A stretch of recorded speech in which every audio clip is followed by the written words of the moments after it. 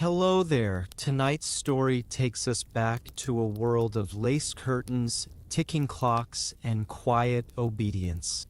A world that called itself civilized, yet raised its children with rules so strict and punishments so harsh that many of those methods would be illegal today. This is the story of an age built on iron discipline.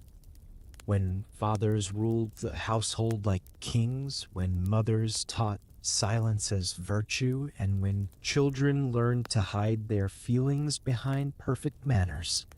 We'll step through the nursery doors, the schoolrooms, and the cobbled streets of Victorian Britain to see how an empire that shaped the modern world also shaped its smallest citizens through fear, faith, and endurance. And by the end, we'll understand how that pain slowly gave birth to compassion. Welcome to History to Relax, where we slow time down, breathe deeply, and drift through the past one calm story at a time. If you enjoy these journeys through history, please take a moment to like this video, subscribe to the channel, and let me know in the comments where in the world you're listening from. Your message helps this growing community reach more people who love to unwind with stories from another age. Now find a comfortable place to rest. Let the lights fade low, let your thoughts quiet, and allow the sound of history to guide you gently to sleep. Because the story of why Victorian parenting would be illegal today is about to begin. Part 1. The Age of Iron Discipline. The year is somewhere in the middle of Queen Victoria's reign. Outside the window, the air hangs heavy with soot and the faint scent of coal. Carriages clatter across wet cobblestones, and a pale London fog curls around the street lamps. Inside a narrow townhouse, a clock ticks solemnly upon the mantel, its rhythmic sound the heartbeat of a home built on order. The Victorian household was a kingdom in miniature. Every room reflected a social hierarchy as rigid as the empire itself. At the top stood the father, the unquestioned sovereign of his family's world. His word carried the weight of divine authority. Beneath him, the mother ruled the domestic sphere with quiet diligence, expected to uphold both morality and grace. Below them were the children, small figures who existed to learn, obey, and never challenge the balance of things. Even the furniture seemed to whisper discipline.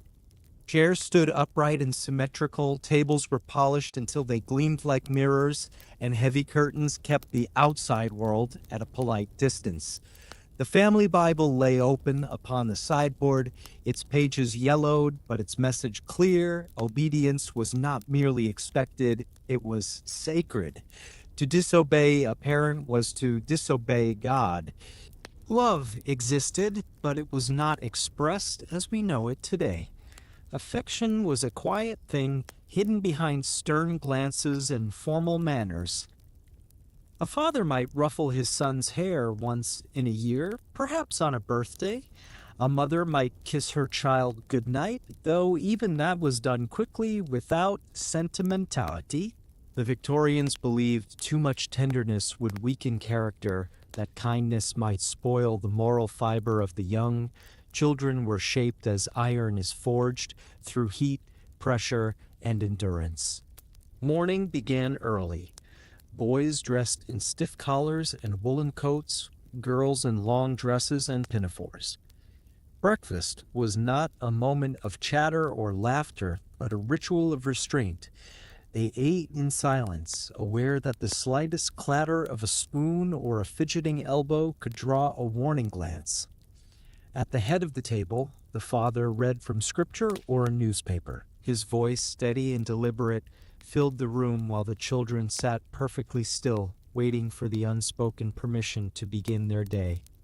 The belief that discipline built virtue ran deep through every class of society. The rich, the poor, the noble, and the humble all shared this conviction.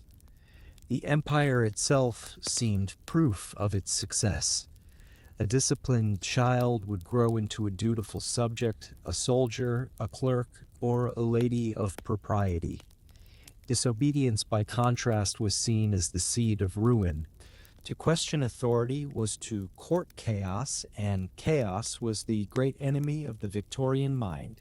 In most homes, the father's presence carried a weight that could silence the entire household. Many children described the sound of his footsteps as both a source of awe and fear. When he entered a room, conversation ceased. Mothers often instructed their children in hushed tones, "Your father is home now. Sit straight." What followed was not always harshness, but a kind of ceremonial restraint, the belief that respect was best shown through quietness. Even the language of discipline was formal. A father did not yell. He corrected. A child was not punished, but chastised. Behind these words lay the conviction that obedience was a moral gift, something to be shaped and preserved. To bend a child's will was not seen as cruelty, but as a sacred duty. Yet beneath the order, something quieter moved. A child's fear was often mistaken for virtue. A daughter who trembled under her father's gaze was praised for modesty. A boy who held back tears was admired for courage. But these were not always virtues freely chosen. They were lessons etched into the heart through repetition and silence. Childhood, for many, was less a season of innocence than an apprenticeship in endurance. The walls of Victorian homes held their own symphony, the creak of polished floors, the chiming of clocks, the rustle of pages turning in the evening light. Families gathered around the hearth, but conversation remained careful. Topics of feeling were avoided. Laughter, unless restrained, was unseemly. The firelight cast long shadows, and within them sat generations who had learned to mistake quiet for peace. This was the age of rules and reasons. Manuals of etiquette filled bookshelves, offering precise instructions on everything from posture to proper affection. A father might study these same volumes to learn how to correct his child's moral path. The mind, one guide insisted, must be governed as one governs a horse, with firmness and rein. To modern ears, the words sound cruel, but to Victorians, they were wisdom. Still, not every home was without warmth. Some parents, despite convention, loved their children openly. Diaries from the era revealed gentle letters, bedtime stories, and moments of kindness between the lines of formality. But these were exceptions, quiet rebellions against a culture that prized restraint above all. To say "I love you" aloud was considered unnecessary. The child, it was thought, should simply know. For the working poor, discipline took on a harder edge. In cramped tenements, survival left little room for gentleness. Parents who labored 12 hours in factories or mines often returned home exhausted, their patience worn thin. A strike, a scolding, a slap, these were the vocabulary of fatigue, not malice. Poverty magnified the strictness of the age, turning necessity into severity. In such homes, affection might be expressed through a shared meal or a rare smile rather than words or embraces. Across the city, orphanages and reform schools echoed with similar beliefs. Children without families were drilled in obedience and religion. They marched, prayed, and worked, their childhoods traded for the promise of moral redemption. To question authority was to risk punishment, to obey was to survive. At night, when the gas lights dimmed and the fires burned low, parents sat in their parlors and believed they were doing what was right. They saw themselves as guardians of virtue, protectors against the sins of idleness and indulgence. In their minds, discipline was love, the only kind of love the world respected. Yet time would show that beneath this order, something fragile was breaking. The same discipline that built an empire also created generations who struggled to speak of affection, who mistook fear for respect and silence for strength. The world they built was magnificent and terrible in equal measure, a world where progress marched forward on the backs of obedient children. In the stillness of a Victorian evening, one can almost hear it, the clock ticking, the faint hum of a lullaby sung too softly to comfort. That quiet longing would one day change everything. Part 2: Children as Property. The concept of childhood in the Victorian era began not with laughter, but with ownership. A child was not a separate being, but a branch of the family tree, a living inheritance molded and maintained by the will of the parent, and within the walls of most homes that will belonged almost entirely to the father. To the Victorians, authority was a sacred order, God above, the Queen below, and the father beneath both, ruling his household as a miniature monarch. The law reinforced this design with unwavering clarity. Children had no independent rights, they were extensions of their father's status, his labor, and his moral duty. Even their names, their education, their marriages, and their futures flowed through his command. The idea that a child might belong to themselves was unthinkable. Imagine a morning in a quiet English town. The cobblestones glisten with dew, and smoke drifts lazily from chimneys. Inside a narrow brick home, a boy of 10 ties his boots for the first time without help. His mother watches with silent pride, but says little. The sound of the father's cane on the staircase changes the air. The boy straightens, his small fingers trembling as he fumbles with the laces. One look from his father is enough. No words spoken, yet obedience complete. This was how most children learned their place, not through law books, but through the rhythm of their homes. Fathers held powers that would seem unthinkable today. A man could remove a child from his mother's care, apprentice him to a distant factory, or send him away to school against his will, and the law would support him. If a wife objected, she risked losing her child altogether. Until the Custody of Infants Act of 1839, a mother had virtually no legal claim to her own children once they reached the age of 7. Courts recognized paternal authority as absolute no matter the circumstance. It was an age that trusted hierarchy more than empathy. To understand this world, we must look at its roots. The Victorian family grew from centuries of English common law that treated children as part of a man's property, alongside his land, livestock, and servants. The reasoning was practical, even moral by their standards.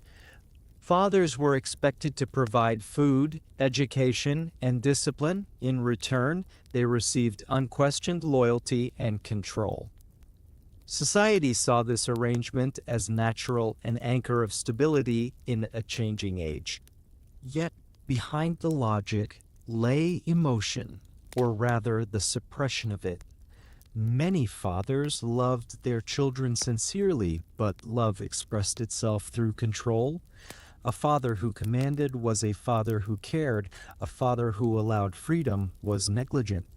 The line between affection and possession blurred until they were one and the same. A child's obedience became proof of the parent's virtue. Disobedience, no matter how innocent, was shameful to the entire household. The language of the time reveals much. Parents owned their children's futures. They placed sons in professions and married off daughters as if arranging the pieces of a family estate. Even charity institutions use the term placing out, referring to orphans being distributed to households for labor or training. The phrase carried no malice, only the quiet acceptance that children were things to be placed where they would be most useful. Among the working classes, this ownership took on a different texture. poverty stripped away sentiment and revealed the raw transaction of survival. A child could be sent to a mill or a mine at the age of 8, his wages collected by his parents. It was not cruelty in their eyes, but necessity. Each small pair of hands meant another loaf of bread, another week of coal. In tenements and alleys, the bond between parent and child was economic first, emotional second.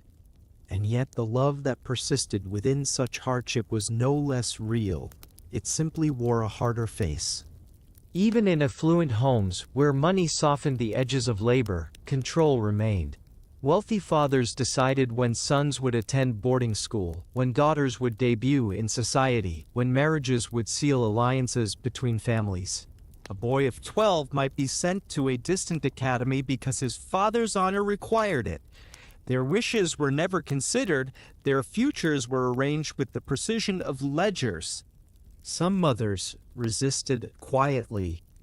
In letters and diaries, we find traces of their anguish, words written in careful cursive, often unsigned. They speak of children taken away too soon, of sons forbidden to visit, of daughters married before they could dream. One mother wrote, "He calls it duty, I call it loss." These voices, faint and private, mark the beginning of change, the slow awakening of maternal rights, and the recognition that love could not be measured in authority. Still, for most of the century, such resistance remained invisible. A father's discipline was a household matter beyond the reach of courts or constables. A child's injuries were considered family business. A servant might hear a cry through the door but would never interfere. Neighbors, even if they suspected cruelty, turned away.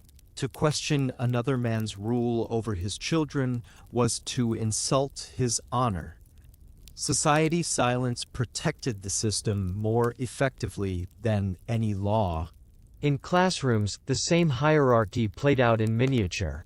Teachers wielded near-parental authority, administering punishment in the name of moral correction. Parents rarely intervened, for to challenge a schoolmaster was to admit failure at home. Thus, from birth to adolescence, every institution a child entered reinforced the same lesson: you belong to someone else. Yet within these boundaries, small rebellions bloomed. Children carved initials into school desks, whispered secrets in attic rooms, and passed forbidden notes. These tiny acts of defiance, so human, so hopeful, were the first expressions of independence in a culture that denied it. They were sparks in a world built of iron. By the 1870s, cracks began to appear in the old foundation. The rise of child welfare societies and public sympathy stirred by reformers like Charles Dickens brought the plight of children into the national conscience.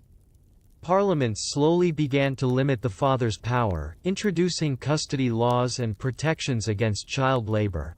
Still, change came gently, as if even compassion had to move with Victorian decorum. To imagine the emotional world of that time is to step into silence.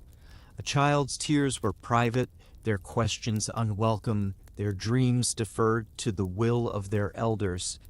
And yet, somewhere within those strict households, the human heart persisted.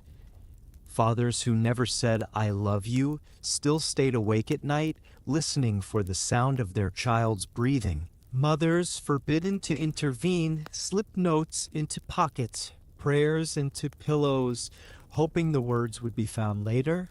The tragedy of Victorian parenting was not born of malice but misunderstanding, the belief that control was the highest form of care. They saw themselves as guardians of order in a chaotic world. To let go of authority felt like surrender. Only much later would society realize that protection built on possession was no protection at all. In the stillness of that age, amid the ticking clocks and whispered prayers, the idea of the child as property began to fade. Slowly, almost imperceptibly, a new notion took its place, that a child was not an object to be owned, but a soul to be understood. The change would not come overnight, nor without resistance. But the first step had been taken, and history had begun to turn its gaze toward compassion. Part 3, Spare the Rod, Spoil the Child. Evening settles across the cobbled streets of London. The last of the daylight fades behind a gray horizon, and the faint smell of coal smoke drifts through narrow alleys. Inside a modest townhouse, the lamplight flickers against wallpaper patterned with faded flowers. A leather belt hangs from a nail near the mantelpiece, not as decoration but as reminder, a silent promise that discipline is never far away. For the Victorians, punishment was not cruelty, it was duty. To strike a child was to save their soul, to harden them against the moral dangers of idleness and sin. From the pulpit to the schoolroom, the same warning echoed, "Spare the rod, and you spoil the child." The phrase, drawn from Scripture, became a moral compass for a society that believed love and pain could coexist. In most homes, the tools of discipline were as ordinary as cutlery. A cane leaned in a corner, a slipper waited by the hearth, a wooden ruler sat upon the schoolmaster's desk. Their presence required no explanation. They were part of the furniture of authority. The mere sight of them kept children in line long before a hand was raised. Imagine the sound of a father's boots crossing the floor after supper, deliberate, steady, heavy with meaning. The children, who only moments ago whispered jokes at the table, now fall into silence. He speaks few words. His voice is calm, not cruel, as he points to the transgression, a broken dish, a lie, a laugh at the wrong moment. Then comes correction, quick, efficient, and, in his eyes, righteous. When it is over, no apology follows. Instead, the father clears his throat and resumes his seat, certain he has acted in love. Victorian parents believed pain had purpose. The sting of the rod was meant to burn vice from the heart. To them, indulgence was the true danger, for comfort bred weakness. Even tenderness could be suspect. A mother who soothed her child's tears too easily risked being called soft or sentimental. Many withheld comfort not out of coldness, but out of fear that gentleness might undo the lesson just learned. Children, however, did not see moral instruction. They saw only the hand that struck them. The memory of that hand stayed long after the marks faded. Yet, within their quiet hearts, they often forgave.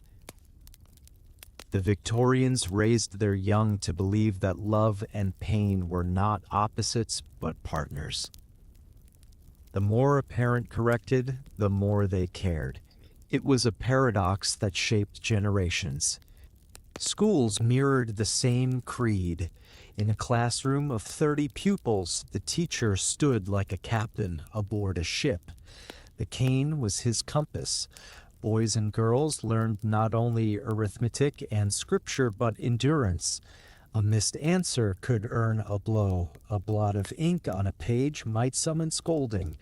Yet the walls of those schools were lined with framed portraits of virtue, patience, obedience, humility, as if to remind every child that suffering could be holy. Not all punishments left bruises.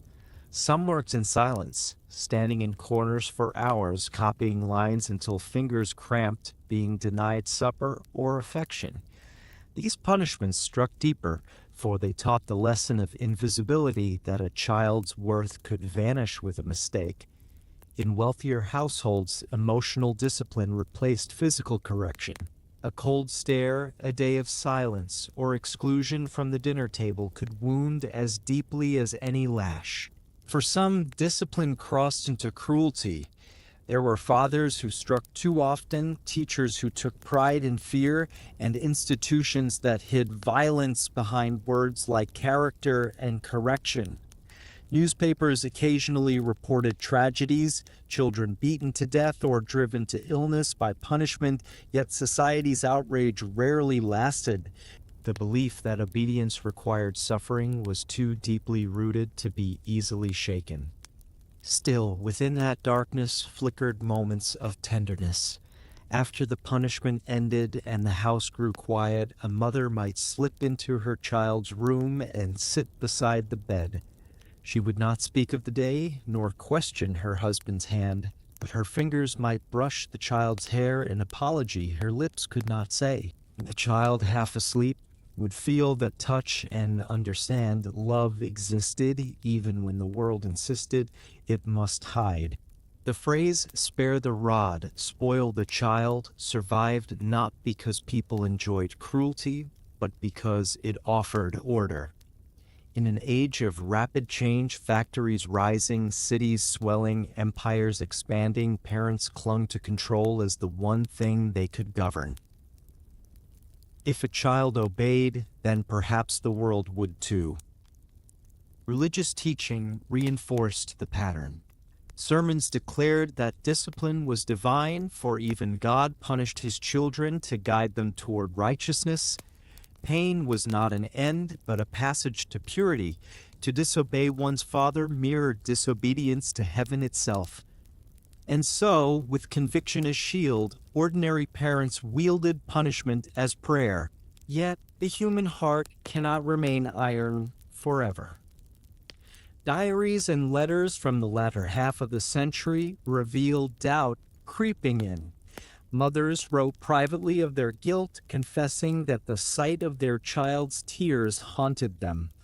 Some fathers admitted they found no joy in punishment, only a sense of grim necessity.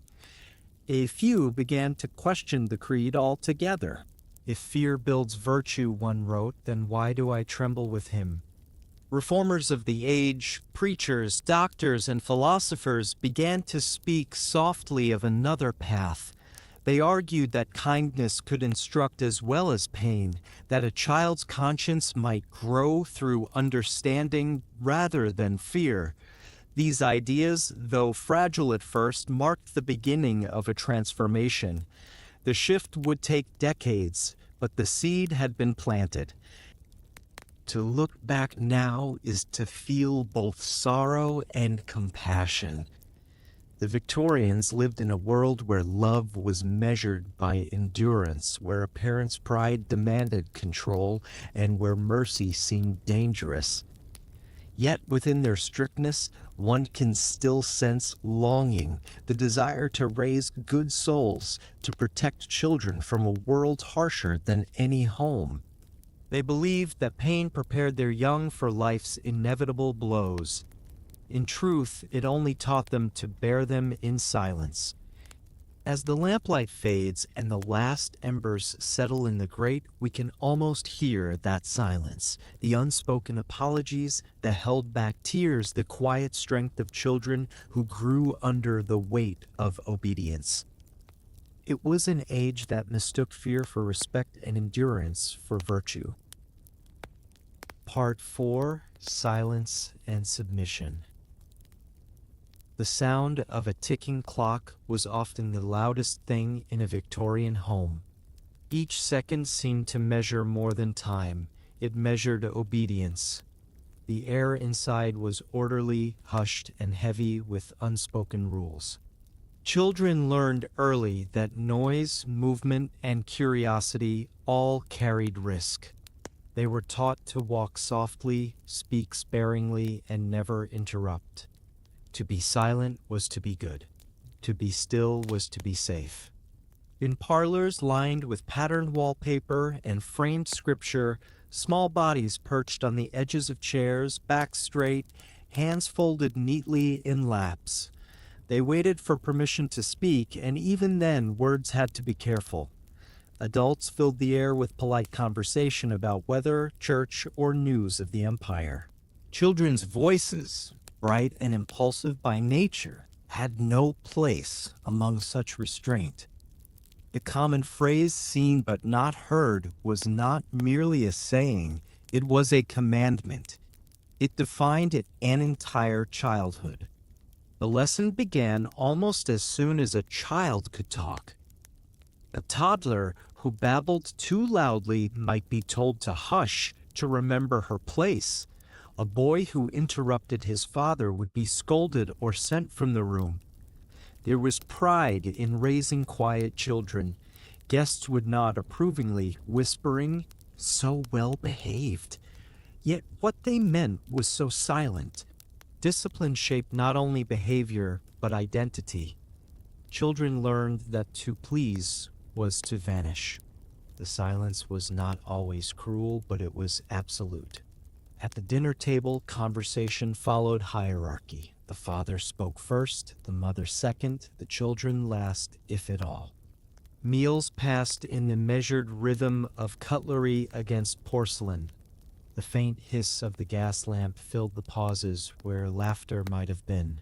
A misplaced question, a giggle, or the clatter of a dropped fork could draw a single glance from across the table, enough to turn warmth into frost. Some evenings, when the fire burned low and the household rested in lamplight, a child might glance toward a parent, hoping for a smile or invitation to speak. Often, none came. Adults carried the weight of dignity, and affection expressed too openly was seen as weakness. To show feeling was to lose composure. To lose composure was to lose respectability. And so entire families lived together in elegant silence, mistaking repression for refinement. In the nursery upstairs, the pattern continued. Nannies and governesses enforced the same code of quiet obedience. Children recited lessons in whispers, folded clothes precisely, and were reminded to mind their manners even when alone. Playtime itself followed rules, toys were kept in perfect order, voices never rose above a murmur, and laughter was muffled under watchful eyes. Even joy had a curfew. It is hard now to imagine the loneliness that grew in such stillness. A child's natural chaos, the urge to sing, to ask, to run, was pressed into corners of the mind until it became anxiety or guilt. Many carried that quiet into adulthood, mistaking fear for politeness and self-suppression for virtue. Letters from the era reveal this damage in delicate phrases: "I found myself unable to speak," or "I dared not share my thoughts." Generations learned to speak only through diaries, poetry, and prayer. The roots of this silence reached beyond the home. Victorian society prized control above all else. Factories required discipline, schools demanded order, churches preached submission. A quiet child symbolized a well-governed household, just as a quiet factory symbolized efficient production. Noise in every form belonged to the poor, the uneducated, or the unruly. Silence, by contrast, was proof of breeding, and so parents trained their children to embody the nation's favorite illusion, composure. But silence, when worshipped, becomes a cage. In the privacy of bedrooms, children whispered secrets to dolls or drew forbidden pictures beneath blankets. Their imagination survived in secrecy, blooming in the only space free from scrutiny, the mind. Many would grow up to write stories or paint scenes that released what could never be spoken aloud. The literature of the age, from Bronte's Storms to Dickens' Orphans, was born partly from these muted hearts. The artists who filled the Victorian world with feeling were often the same children once told to keep still. Not all families were equally strict. Some mothers rebelled gently, turning bedtime into sanctuary. They read fairy tales in hushed tones, allowed laughter to spill for a few minutes before sleep, or kissed their children goodnight despite disapproval from stricter elders. These were small kindnesses, easily overlooked by history, yet they mattered deeply. For a child who lived in silence, even a whisper of affection could feel like sunlight through curtains. The demand for submission extended beyond speech. It governed posture, thought, and even emotion. A boy who cried was told to be brave. A girl who frowned was scolded for ungratefulness. Sadness, anger, and excitement were all reshaped into calm neutrality. Victorian culture believed emotion was a form of disorder, something to be managed, not expressed. A truly moral child was not simply quiet, they were serene, as if their spirit had been ironed smooth. Religion reinforced this training. Prayers were recited in monotone, hymns sung without flourish. Children were told that God loved the humble and punished the proud. To question, to laugh, to shout, these were sins of arrogance. Thus, silence became not just social but spiritual. A quiet child was a godly child. In homes that glowed with portraits of saints and monarchs, the stillness felt holy. But holiness, when built on fear, leaves little room for joy. The tragedy of this silence was not always visible. Parents believed they were giving their children strength, the ability to control themselves in a noisy, uncertain world. They confused repression with resilience. And so love often arrived disguised as correction. A stern voice replaced a hug. A rule replaced a conversation. Children learned to guess affection rather than receive it. As the century advanced, whispers of change began to stir. Writers and reformers questioned the cost of suppression. Some psychologists, inspired by emerging studies of childhood, argued that expression, not silence, built healthy character. But the shift would take generations. The Victorian code of manners was too deeply etched into marble, too tied to identity and class. Even as laws evolved, homes remained quiet. If one listens closely, it is still possible to hear the sound of that world, the soft closing of a door, the scrape of a chair leg moved carefully, the long, patient exhale of a child holding back tears. It is not the silence of peace, but of survival. Within it lived millions of small acts of endurance, practiced day after day until they became the soul of an empire. And yet, beneath that hush, the human heart persisted. Every restrained smile, every stifled laugh, every swallowed question carried a hidden wish to be heard. It was that wish, fragile and steady as the ticking clock on the mantel, that would one day grow too loud for the age to ignore. Part 5. Work before play. Morning begins long before dawn. The streets are dark, slick with last night's rain, and the gas lamps cast trembling halos across the fog. Somewhere in the maze of brick alleys, a small figure stirs. A boy, no older than 8, ties a frayed scarf around his neck and slips out of his narrow bed. His mother is already awake, her face half lit by the faint glow of a candle. She does not smile, there is no energy left for comfort. Instead, she helps him into boots too large for his feet, presses a crust of bread into his hand, and whispers, "Mind your foreman." It is 5 o'clock, and his working day has already begun. In Victorian Britain, childhood and labor were almost inseparable. For the poor, work was not a choice but an inheritance. Factories, mines, farms, and chimneys all demanded the small hands and slight frames of children. They crept into places grown men could not fit, tended machines that never stopped, and fetched water, coal, or cloth through hours that blurred together like the endless clatter of gears. There was pride, even piety, in such toil. To work was to contribute, to survive, to prove moral worth. Play, by contrast, was idleness, a sin against the Protestant clock. The factories woke before sunrise. Inside, the air shimmered with dust, the rhythmic crash of looms shaking the wooden floors. Children moved among the machinery like ghosts, faces pale under the glow of oil lamps. Their fingers were quick, their backs straightened by habit and fear. A single mistake, a dropped spool, a moment's daydream could bring a sharp rebuke or worse.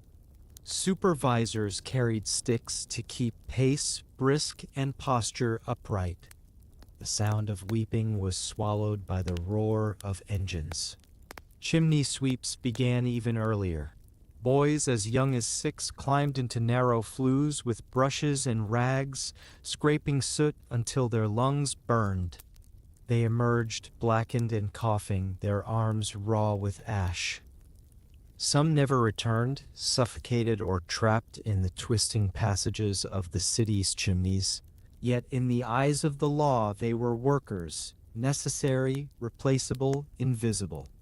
Each was a living reminder that the empire's wealth rose on tired shoulders. In the countryside, the rhythm was gentler but no less demanding. Children herded geese, carried water, or gleaned the fields after harvest. They trudged behind their parents from first light to dusk, learning that endurance was virtue. When they laughed or lingered, a hand or a voice quickly reminded them that life was not for play. Even the fields, open and golden, carried the same message: keep busy, keep quiet, keep useful. Among the middle classes, work took on a polished form. Children did not scrub or haul, but they labored under the weight of lessons and manners. Their days were structured by timetables, arithmetic before breakfast, handwriting by noon, music or French in the afternoon. A governess or tutor ensured there was little idle time. To cultivate the mind was as serious a task as to polish silver or balance books. Laziness was treated like a moral stain. A bored child was a child in danger of sin. Wealthier families filled every moment with purpose. Girls learned to sew, sketch, and recite verses with precision. Boys studied Latin, geometry, and moral philosophy. When lessons ended, improvement continued: letter writing, piano practice, or assisting mother with correspondence.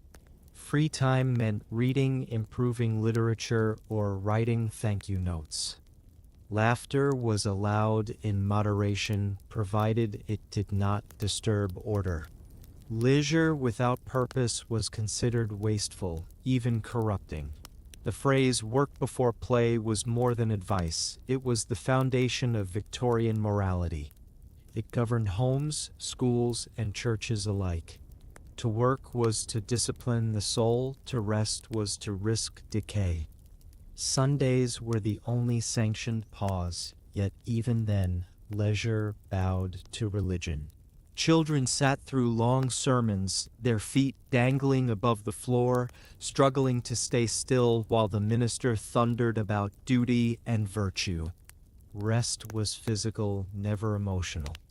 In working-class families, the line between necessity and punishment blurred. Parents who sent their children to labor believed they were saving them from starvation or vice. Better a child in a factory than a child in the streets. Better soot than crime. And indeed, the wages those children earned, pennies but precious, often meant survival. A week's pay might buy bread, coal, or rent for another month. Parents cried in private, but society saw only diligence. Even charity schools echoed the same lesson. Their mottos carved above the doors proclaimed "Industry is happiness" and "Work and pray."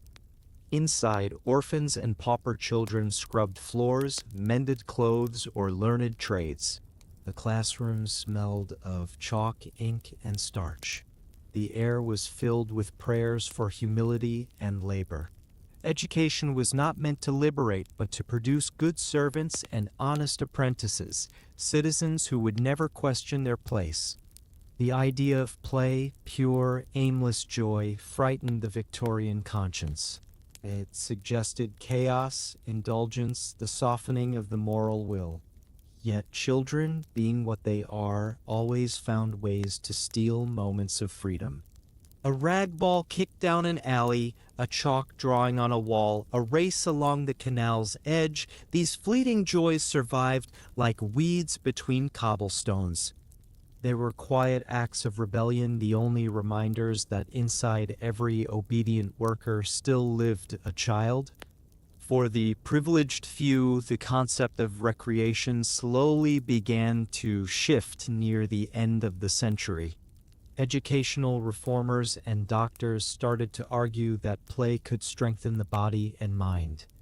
Parks were built, playgrounds imagined, and school hours shortened for health. But such ideas took decades to filter through the soot and hierarchy of Victorian life.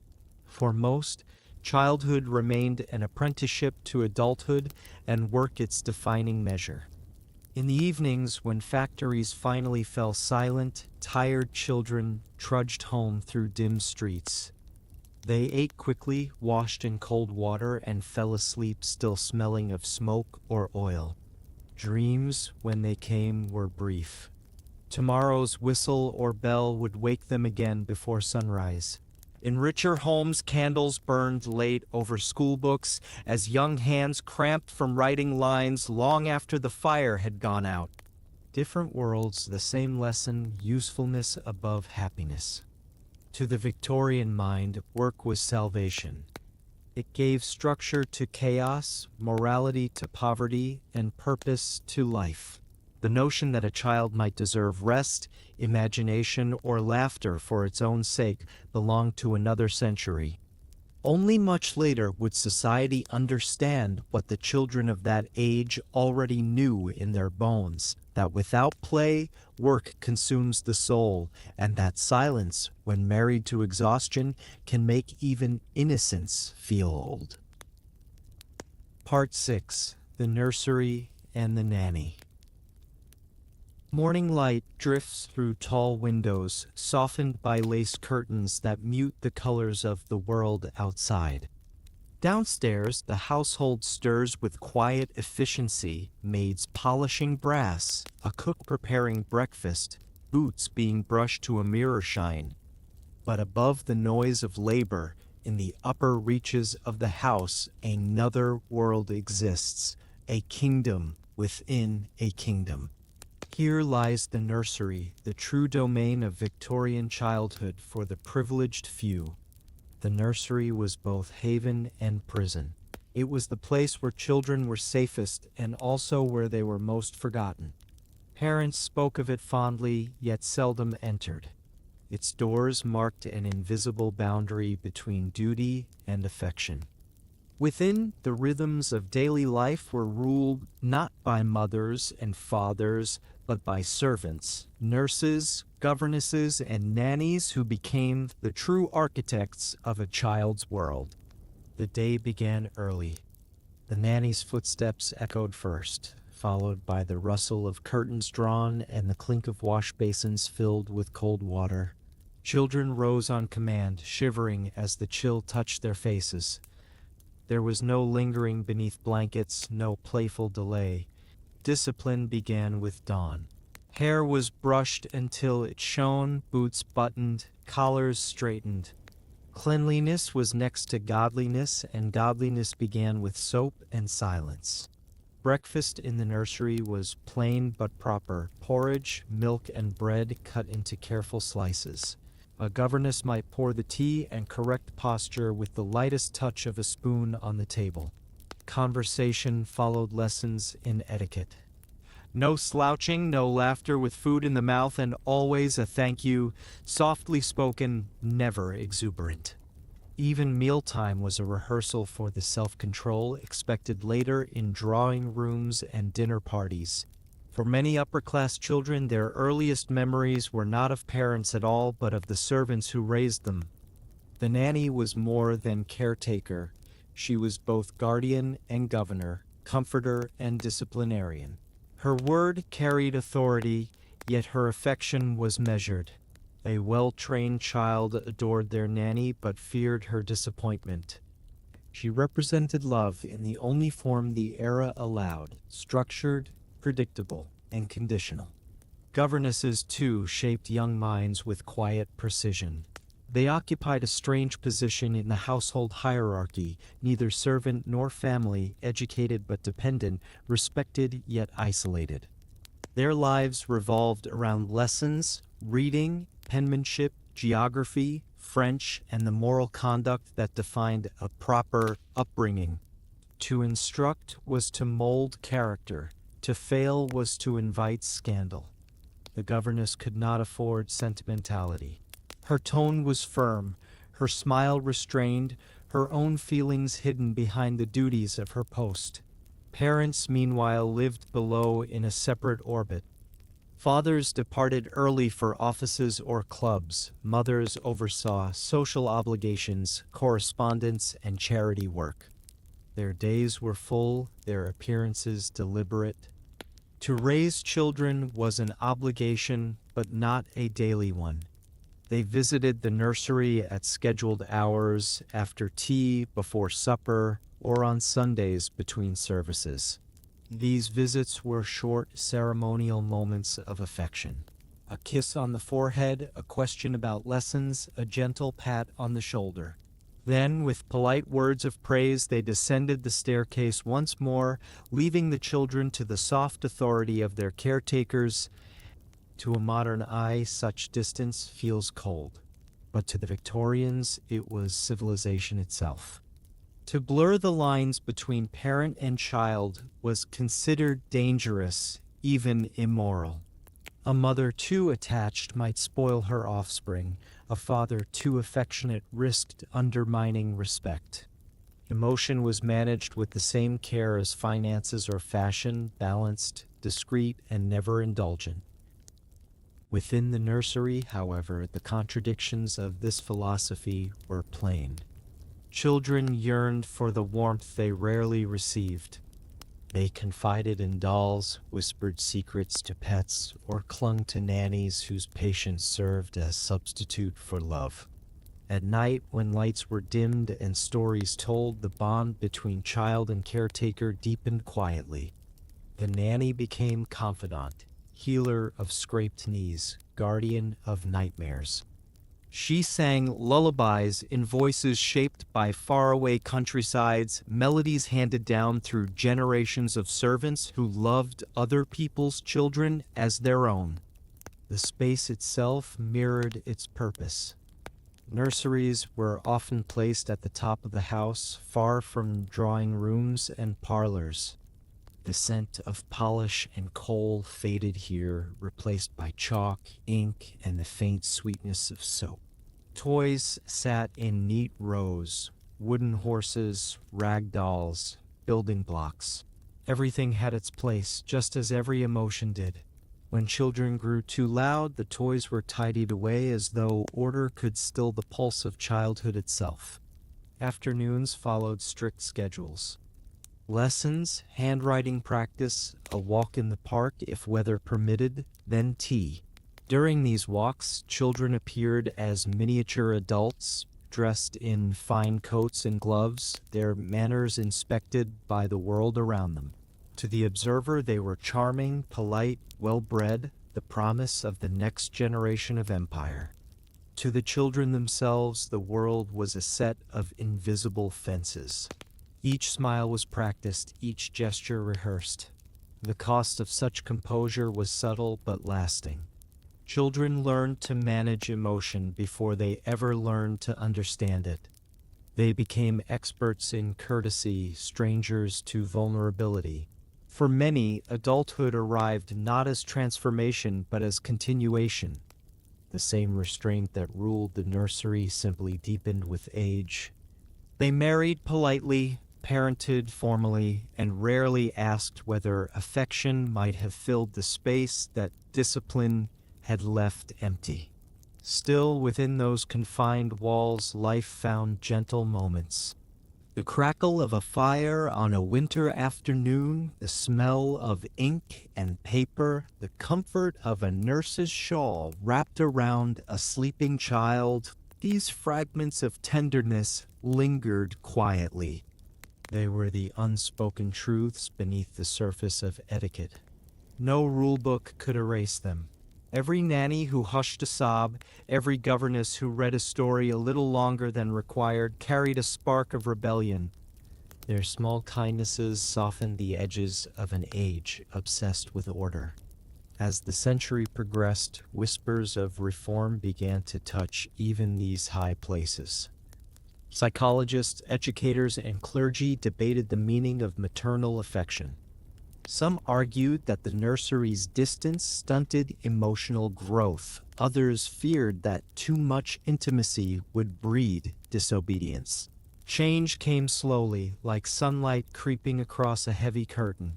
But it came. By the century's end, parents began to spend more time upstairs discovering what their children's voices sounded like beyond the rules of propriety. For most of the Victorian era, however, the nursery remained a self-contained world, a place of order, safety, and quiet yearning. Within its walls grew children who would inherit both the wealth and the restraint of their time. They were raised to obey, to represent, to endure. And though they lived among comfort, they too learned the lesson shared by all their generation, that love, to be respectable, must first be distant. Part 7. The Education of Fear. The bell rings just after sunrise.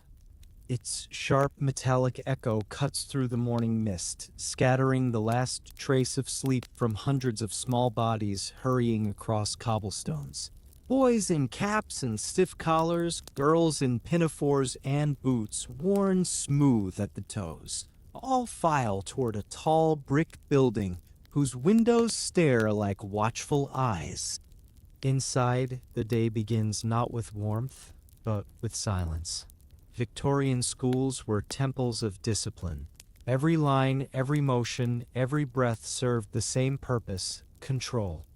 To educate was not merely to inform, but to reform, to bend a child's will until it matched the moral symmetry of the age. Teachers spoke of shaping character, not curiosity. Knowledge was useful, but obedience was holy. The classroom smelled of chalk and ink, of coal smoke rising from stoves and damp wool drying by the fire. Rows of wooden desks stood in perfect formation, each scarred by generations of restless fingers. On every desk lay a slate, a pencil, and the expectation of stillness. The teacher, often a man with a stiff collar and watch chain, entered like a priest into a sanctuary. His first act was not to greet, but to inspect. He measured posture, cleanliness, and attention with a glance that could chill a room. Lessons began with recitation. Children stood in unison, reciting catechisms, multiplication tables, or verses from Scripture. Voices droned together, rising and falling like a chant. To falter was to invite correction. A missed word brought a rap of the cane on the desk, a mistake in arithmetic a sharp rebuke. Learning was an act of endurance. The mind absorbed through fear what the heart could not question. In these classrooms, the rod was a constant presence. It leaned against the wall beside the blackboard, a silent promise of consequence. Some teachers preferred the strap, others a ruler or a switch cut fresh each morning. The method mattered less than the message. Knowledge came at a price. A good child learned quickly. A clever child learned to hide mistakes. For the youngest, fear took simpler forms. A raised voice, a name written in red, the humiliation of being called to the front of the class. Punishment was often public, meant not only to correct one, but to instruct all.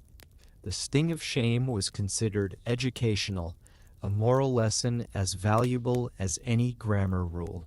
And so children sat in rows of silent empathy, each one relieved that today's error was not their own. The curriculum reflected the empire's priorities: precision, duty, reverence. History was taught as a story of kings and battles, geography as a catalog of possessions painted pink on world maps. Religion bound it all together, reminding every child that obedience pleased both teacher and God. The notion of questioning was foreign. To doubt one's lesson was to doubt the world's order, a dangerous habit for growing minds. For girls, education carried its own restrictions. They learned reading, writing, arithmetic, and above all, decorum. The goal was not intellect, but refinement. A young lady's mind should be sharp enough to charm, never to challenge. Sewing, music, and scripture filled their hours. Science and philosophy were reserved for men. The few women who pursued scholarship did so quietly, often at risk of ridicule. In both classrooms and drawing rooms, knowledge for women was still a privilege, not a right. Boarding schools magnified the same discipline. Far from home, boys learned to suppress homesickness as weakness. Letters to parents were censored, conversations monitored, friendships regulated. Crying at night was a private rebellion, muffled under blankets so no prefect would hear. To survive meant to harden, to wear composure like armor. When parents visited, they found polite, polished children who had learned to hide longing behind perfect manners. In poorer districts, charity schools and workhouse classrooms offered their own version of fear. Their lessons mixed with labor. Children swept floors between arithmetic drills, sewed their own uniforms, and memorized verses about humility and gratitude. The teachers were strict, often exhausted, and believed kindness spoiled discipline. Education was not liberation, but preparation for servitude, for labor, for a life of quiet compliance. Yet, amid the cold order, some teachers saw more. A few, moved by compassion, replaced punishment with patience. They spoke softly, rewarded curiosity, and kept the cane behind the desk. In their classrooms, a rare warmth bloomed. Children learned not just facts, but trust. These quiet revolutionaries were few, but their influence rippled across the century, planting the first seeds of modern education. Outside the classroom walls, reformers began to speak. Charles Dickens exposed cruelty through fiction, his stories filled with ragged boys and tyrannical schoolmasters. Educators like Thomas Arnold and Charlotte Mason called for moral guidance over corporal punishment, for nurture instead of fear. Their words stirred public debate, though change came slowly, resisted by those who equated gentleness with weakness. To the Victorians, fear was not failure, it was fuel. They believed it disciplined the soul, sharpened the mind, and prepared the child for life's inevitable trials. The trembling hand was proof that the lesson had entered deeply. But fear, once learned, does not leave easily. It lingered long after the lessons faded, shaping adults who mistook anxiety for responsibility and silence for wisdom. Still, beneath the rigidity, the children endured. They passed notes when no one looked, whispered stories after lights out, shared small defiances that kept hope alive. The human spirit, even pressed into shape, always seeks its own form. In their quiet rebellion, in laughter smothered behind textbooks or dreams scribbled into margins, the next century was already waiting. As the final bell rang and the day released them, the children spilled into the streets like birds freed from a cage. For a few precious moments, fear loosened its grip. They ran, shouted, and skipped stones across puddles before the weight of obedience reclaimed them at home.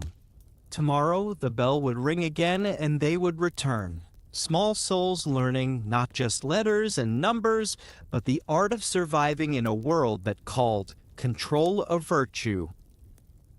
Part 8. Disease, Death, and Discipline. The air of Victorian Britain carried more than smoke. It carried the faint, constant scent of sickness, the sharp tang of coal mixed with something invisible but familiar. In every street, every home, every nursery, illness lurked quietly, a companion as ordinary as the ticking clock or the morning prayer. To live in this age was to share one's life with death.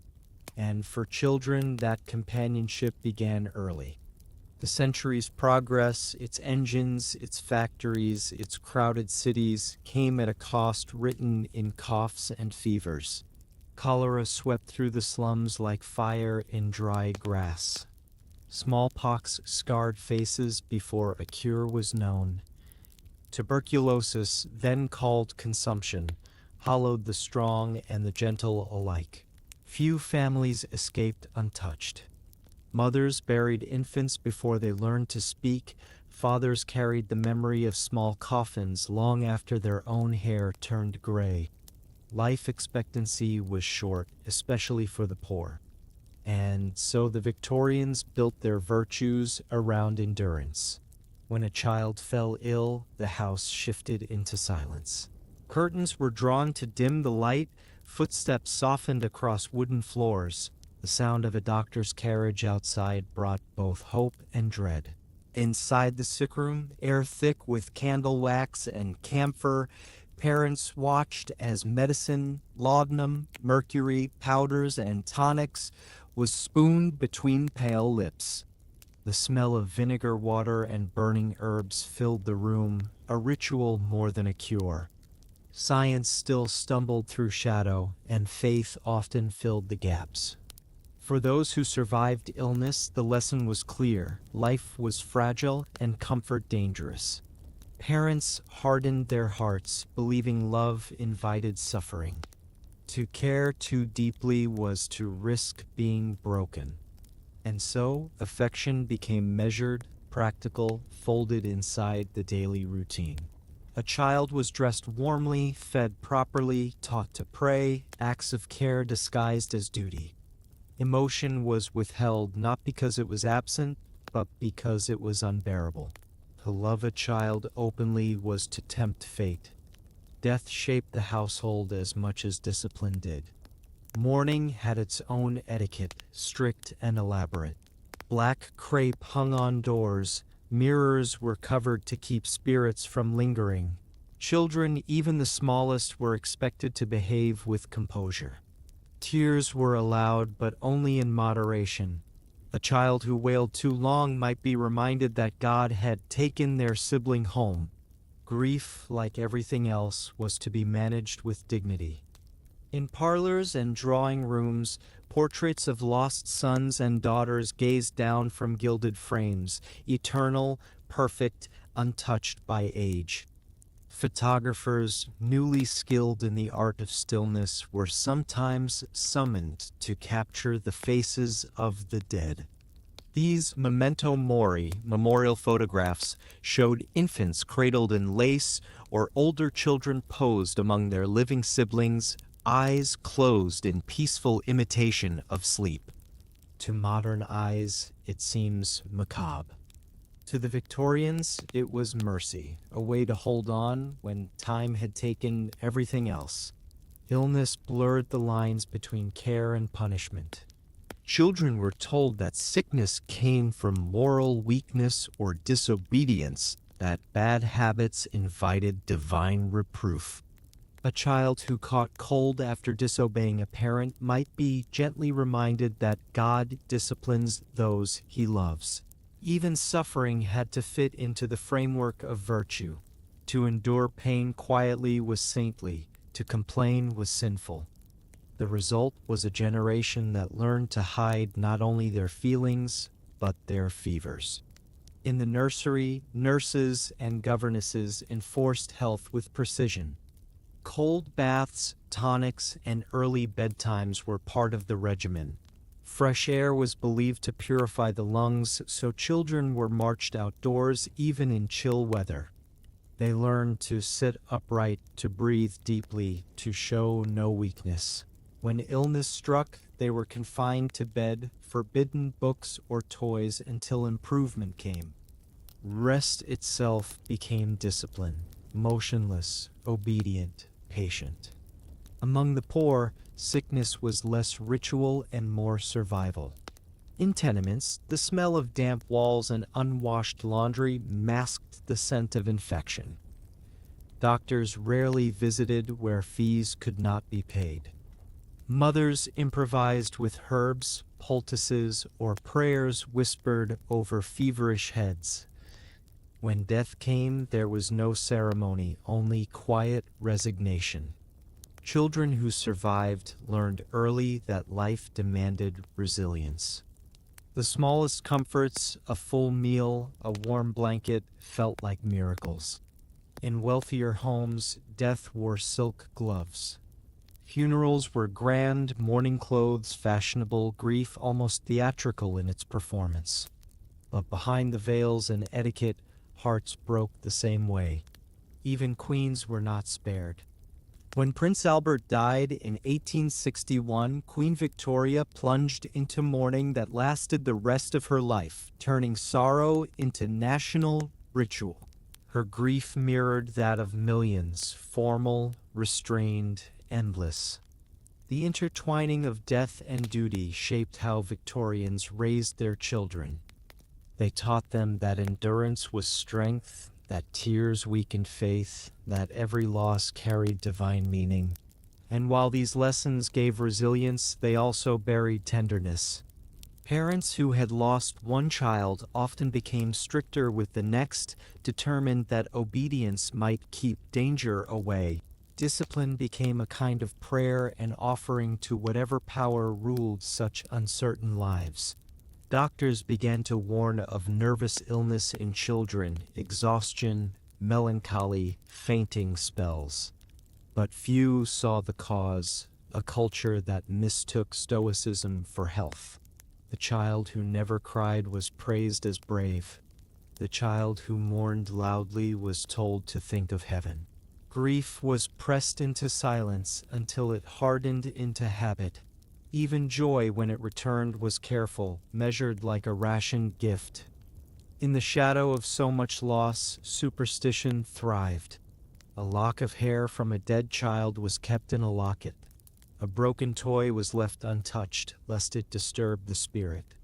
Windows were opened after death to let the soul escape. Every home carried its small rituals, its private defenses against the inevitable.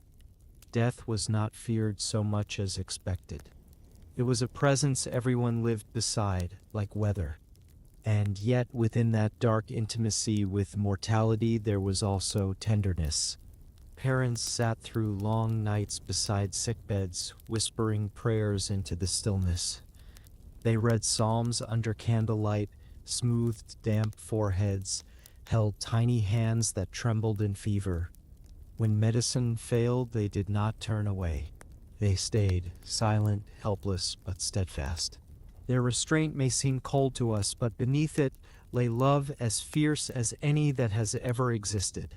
They endured because they had to. They endured because love gave them no other choice. The Victorians built monuments to their dead, but the truest memorials were invisible. The lessons they carried forward, the quiet vows whispered into the air, we will not be weak again. In the next generation, that vow hardened into culture. Strength was celebrated, fragility was hidden. Yet time, patient and merciful, would soften it again. The age of mourning would give way to an age of medicine, and the children raised in silence would one day teach their own to speak. Part 9. Emotional Repression as Virtue. Evening light falls softly through the tall windows of a Victorian parlor. The curtains are half drawn, the air faintly scented with coal smoke and lavender water. A clock ticks on the mantel, steady, patient, absolute. In this house, as in so many others, order reigns. The furniture stands symmetrical, the books precisely aligned. Everything is correct, everything is calm. And beneath that calm lies a quiet truth no one dares to feel too deeply. For the Victorians, emotion was a dangerous force. It belonged to children, to artists, to the poor, but never to the respectable. Respectability required composure, and composure meant mastery of self. To lose control, even for a moment, was to betray one's upbringing. Tears, laughter, anger, these were not signs of life, but symptoms of weakness. Virtue, they believed, was not expressed through feeling, but through restraint. This belief touched every corner of their lives. In drawing rooms, conversation flowed like clockwork, full of polite turns and measured tone. Even in joy, voices rarely rose. At funerals, the bereaved stood in black silence, faces unmoving behind veils. In love, passion was written in letters rather than spoken aloud. Husbands and wives addressed each other with formality long after years of marriage. Affection was not absent, but it was hidden, folded into ritual, disguised as duty. Children learned this lesson early. When they cried, they were told to be brave. When they laughed too loudly, they were told to be modest. When they trembled with fear, they were told to pray. Every feeling was reshaped into virtue. Anger became discipline. Sadness became piety. Joy became gratitude. The heart was trained to obey the same laws as the body, straight, proper, contained. For girls, this restraint was particularly prized. A good woman was calm, composed, and self-sacrificing. She endured pain with a smile, bore disappointment in silence, and never spoke of desire. Victorian literature overflowed with such figures, pale heroines who suffered quietly, whose strength lay in submission. They were the moral anchors of their households, mirrors of virtue polished until they reflected nothing of themselves. To be passionate was to be improper. To be emotional was to risk ruin. Boys, too, were taught that feeling had no place in manhood. They were hardened for labor, for leadership, for empire. Courage was measured not by what one endured, but by what one concealed. The ideal man was stoic, firm in faith, steady in duty, unshaken in loss. A trembling lip, a tear, even the softness of empathy could tarnish his reputation. Thus, generations of fathers raised sons in their own image, teaching them to carry pain like armor. The suppression of emotion was not cruelty in their eyes, it was moral refinement. The Victorians lived in a world of constant uncertainty, disease, death, financial ruin, scandal. They believed that control over the self was the only shield against chaos. If the body could be disciplined, so could the soul. And so they built a culture that worshipped composure, a world where the quietest people were the most admired. Yet repression, like steam trapped in an iron kettle, always seeks release. It found expression in art and literature, where the emotions forbidden in life were allowed to bloom on the page. In poetry and novels, Victorians poured the passions they could not speak aloud. Their stories burned with unspoken love, grief, and longing, emotions polished into beauty because they could not be lived freely. Every repressed heart became a reader, every silent mind a dreamer. Within the family, the distance grew natural. A mother loved through duty, by keeping house, by teaching manners, by maintaining peace. A father expressed affection through provision, not presence. Children, raised on discipline and politeness, learned to read love in gestures rather than words, a repaired toy, a letter left on a pillow, an approving nod across the room. It was an emotional code so subtle that many never knew if they were loved at all. Yet underneath the restraint, love existed, steady, quiet, enduring as the heartbeat of the age. This emotional silence had consequences that echoed through generations. Adults raised in such homes often struggled to speak their feelings even to those they cherished most. Marriage, friendship, and faith all carried the shadow of that quietness.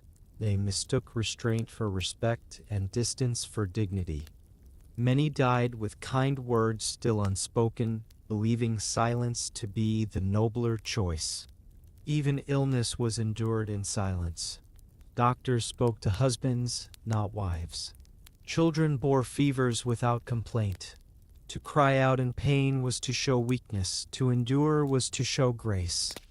The stoicism that defined the Victorian soul was both strength and curse.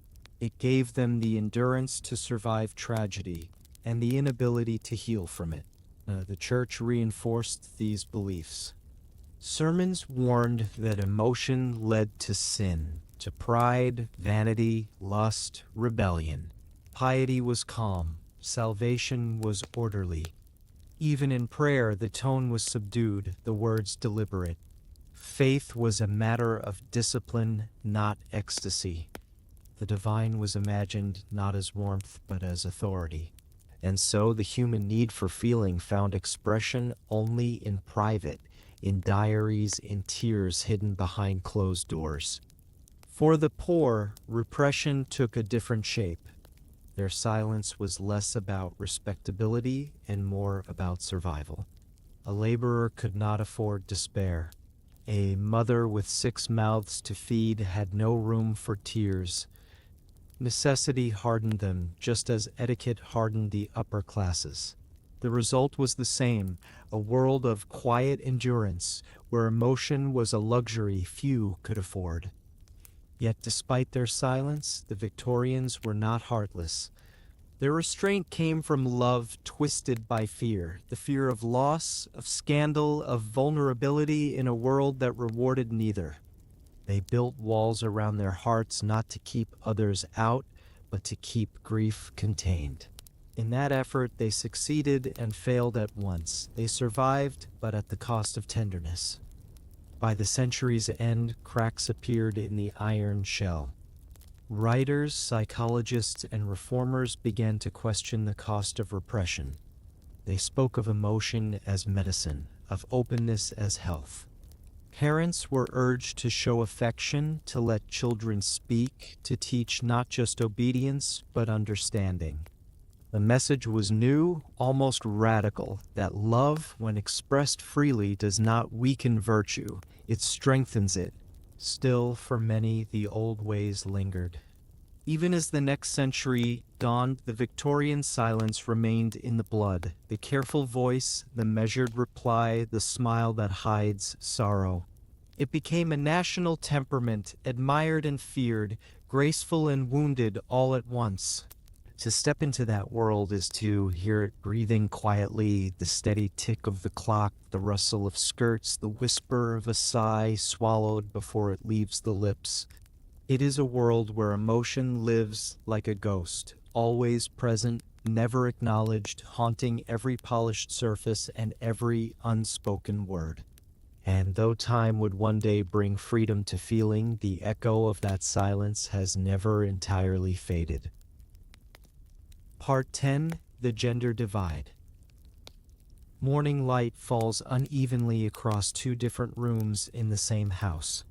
In one, a young boy ties his boots beside a wooden chest filled with books, marbles, and maps of the empire. In the other, a girl adjusts the ribbon on her dress as her governess straightens her embroidery hoop. They are brother and sister, born under the same roof, but raised in different worlds. The gulf between them is invisible, yet absolute. To be born male in Victorian Britain was to inherit purpose.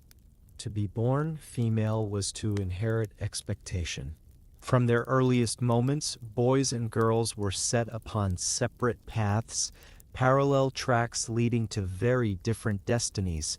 Every gesture, every word, every lesson reinforced the same idea. Nature had chosen their roles, and society merely confirmed them.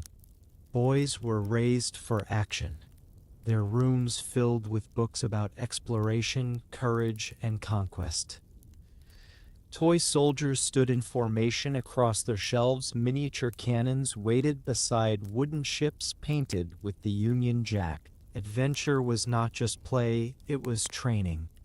They learned that one day they might govern colonies, command troops, or manage the business of empire. Their lessons were stern and practical: mathematics, Latin, scripture, and history told through battles and kings. They were encouraged to be bold, decisive, and unyielding, small reflections of the fathers who ruled their homes. Girls, by contrast, were raised for grace. Their world was smaller, confined to parlors and gardens, their lessons quieter: piano, penmanship, French, and deportment, the art of walking, sitting, and speaking softly. They practiced embroidery until their fingers ached, read moral tales that warned against vanity, and learned that the highest virtue was modesty. A good girl was delicate, polite, and obedient. Her reward was admiration, her future marriage. She was told that her strength lay not in power, but in patience. Even toys taught the lesson. Where boys built fortresses, girls tended doll houses. Each doll represented the life awaiting them: the care of children, the maintenance of order, the quiet endurance of duty. They dressed their dolls carefully, practiced soothing imaginary babies, and mimicked the manners of their mothers. The nursery itself became a rehearsal for the drawing room and, later, the household. Everything a girl did was meant to prepare her for the role she would one day inhabit: angel of the home. The phrase was everywhere: the angel in the house. Coined by poet Coventry Patmore, it described the perfect wife and mother: selfless, gentle, devoted entirely to others. She was not meant to lead or to speak too much. Her virtue lay in quiet service. To be angelic was to erase the self with grace. And so generation after generation of women were praised not for what they accomplished, but for what they endured. Boys, meanwhile, were praised for ambition. Parents admired independence in sons, but feared it in daughters. A boy who asked questions was clever. A girl who did the same was impertinent. The double standard began in the nursery and followed both sexes for life. When boys fell, they were told to stand tall. When girls cried, they were told to be still. Each lesson hardened into habit, habit into identity. Religion deepened the divide. Scripture readings emphasized obedience for women and leadership for men. Sermons told wives to submit and husbands to guide. Even the language of prayer differed subtly. Girls were taught humility and purity. Boys were taught courage and responsibility. The church sanctified what society already believed: that the moral order of the home mirrored the divine order of heaven. Education followed the same pattern. When public schools for boys expanded, offering Latin, science, and philosophy, girls' education lagged far behind. Even the most progressive institutions framed learning for women as preparation for domestic life, not independence. A girl might study literature or music, but only to make her a more agreeable companion. Universities were closed to her. The door to intellect opened slowly, and only for a few who dared to knock. Still, even within those limits, women found ways to resist quietly. Some governesses encouraged curiosity beyond the prescribed curriculum, slipping forbidden books into lessons. Mothers passed along their own secret knowledge: botany, languages, even politics, in the safety of afternoon walks. And when the century ripened toward reform, the daughters of these homes became its earliest voices of change. But in the heart of the Victorian age, their rebellion was hidden under layers of lace and restraint. For men, the cost of power was pressure. They were expected to lead, to earn, to carry the moral weight of the family. A single failure could stain reputation for life. The stoicism taught in childhood became a lifelong burden. A man could not confess fear or doubt even to his wife. He provided, she endured. Both were trapped by the same system, each playing a role the other's silence required. In the middle and upper classes, these gendered expectations were performed like theater.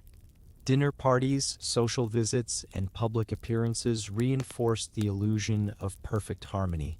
Husbands spoke of business and politics. Wives smiled and served tea. Every gesture confirmed the unwritten script of propriety. Behind the curtains, however, many lives bent quietly under its weight. The system that glorified women's self-denial also erased their suffering. The ideal man, armored by duty, often found himself alone behind his composure. Among the working poor, gender lines blurred slightly under necessity. Women labored in factories, washed linen, or sold goods in markets.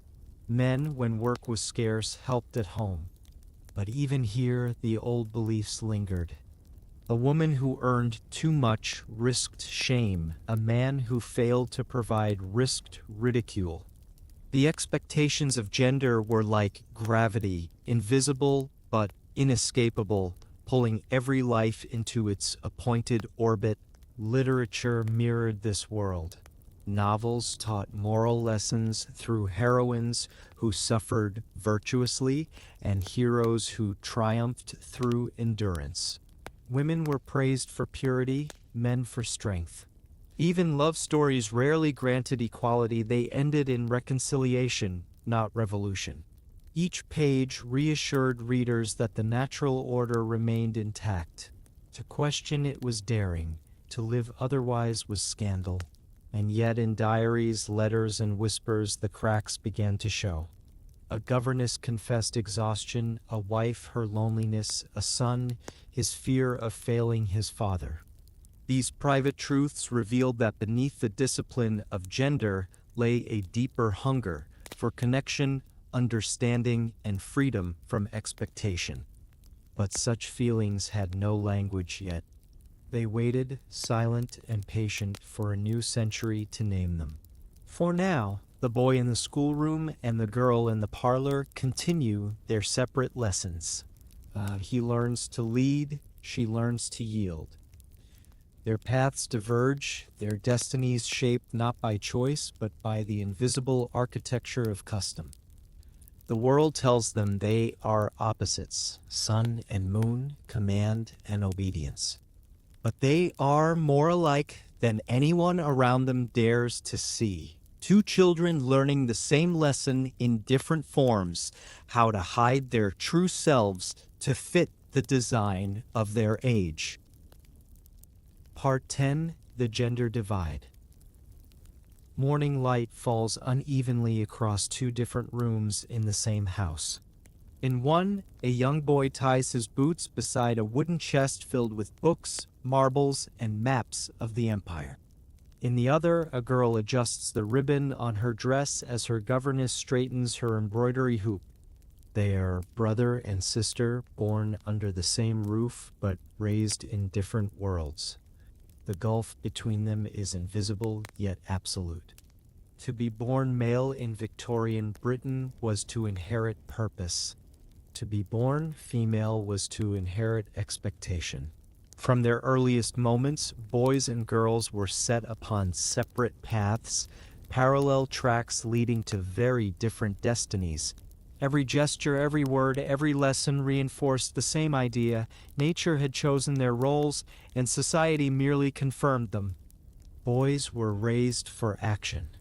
Their rooms filled with books about exploration, courage, and conquest. Toy soldiers stood in formation across their shelves. Miniature cannons waited beside wooden ships painted with the Union Jack. Adventure was not just play, it was training.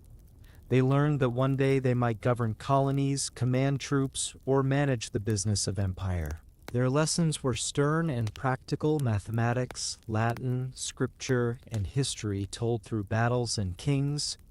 They were encouraged to be bold, decisive, and unyielding, small reflections of the fathers who ruled their homes. Girls, by contrast, were raised for grace. Their world was smaller, confined to parlors and gardens, their lessons quieter, piano, penmanship, French, and deportment, the art of walking, sitting, and speaking softly. They practiced embroidery until their fingers ached, read moral tales that warned against vanity, and learned that the highest virtue was modesty. A good girl was delicate, polite, and obedient. Her reward was admiration, her future, marriage. She was told that her strength lay not in power, but in patience. Even toys taught the lesson. Where boys built fortresses, girls tended doll houses. Each doll represented the life awaiting them, the care of children, the maintenance of order, the quiet endurance of duty. They dressed their dolls carefully, practiced soothing imaginary babies, and mimicked the manners of their mothers. The nursery itself became a rehearsal for the drawing room and, later, the household. Everything a girl did was meant to prepare her for the role she would one day inhabit, angel of the home. The phrase was everywhere, the angel in the house. Coined by poet Coventry Patmore, it described the perfect wife and mother, selfless, gentle, devoted entirely to others. She was not meant to lead or to speak too much. Her virtue lay in quiet service. To be angelic was to erase the self with grace. And so generation after generation of women were praised not for what they accomplished, but for what they endured. Boys, meanwhile, were praised for ambition. Parents admired independence in sons, but feared it in daughters. A boy who asked questions was clever. A girl who did the same was impertinent. The double standard began in the nursery and followed both sexes for life. When boys fell, they were told to stand tall. When girls cried, they were told to be still. Each lesson hardened into habit, habit into identity. Religion deepened the divide. Scripture readings emphasized obedience for women and leadership for men. Sermons told wives to submit and husbands to guide. Even the language of prayer differed subtly. Girls were taught humility and purity. Boys were taught courage and responsibility. The church sanctified what society already believed, that the moral order of the home mirrored the divine order of heaven. Education followed the same pattern. When public schools for boys expanded, offering Latin, science, and philosophy, girls' education lagged far behind. Even the most progressive institutions framed learning for women as preparation for domestic life, not independence. A girl might study literature or music, but only to make her a more agreeable companion. Universities were closed to her.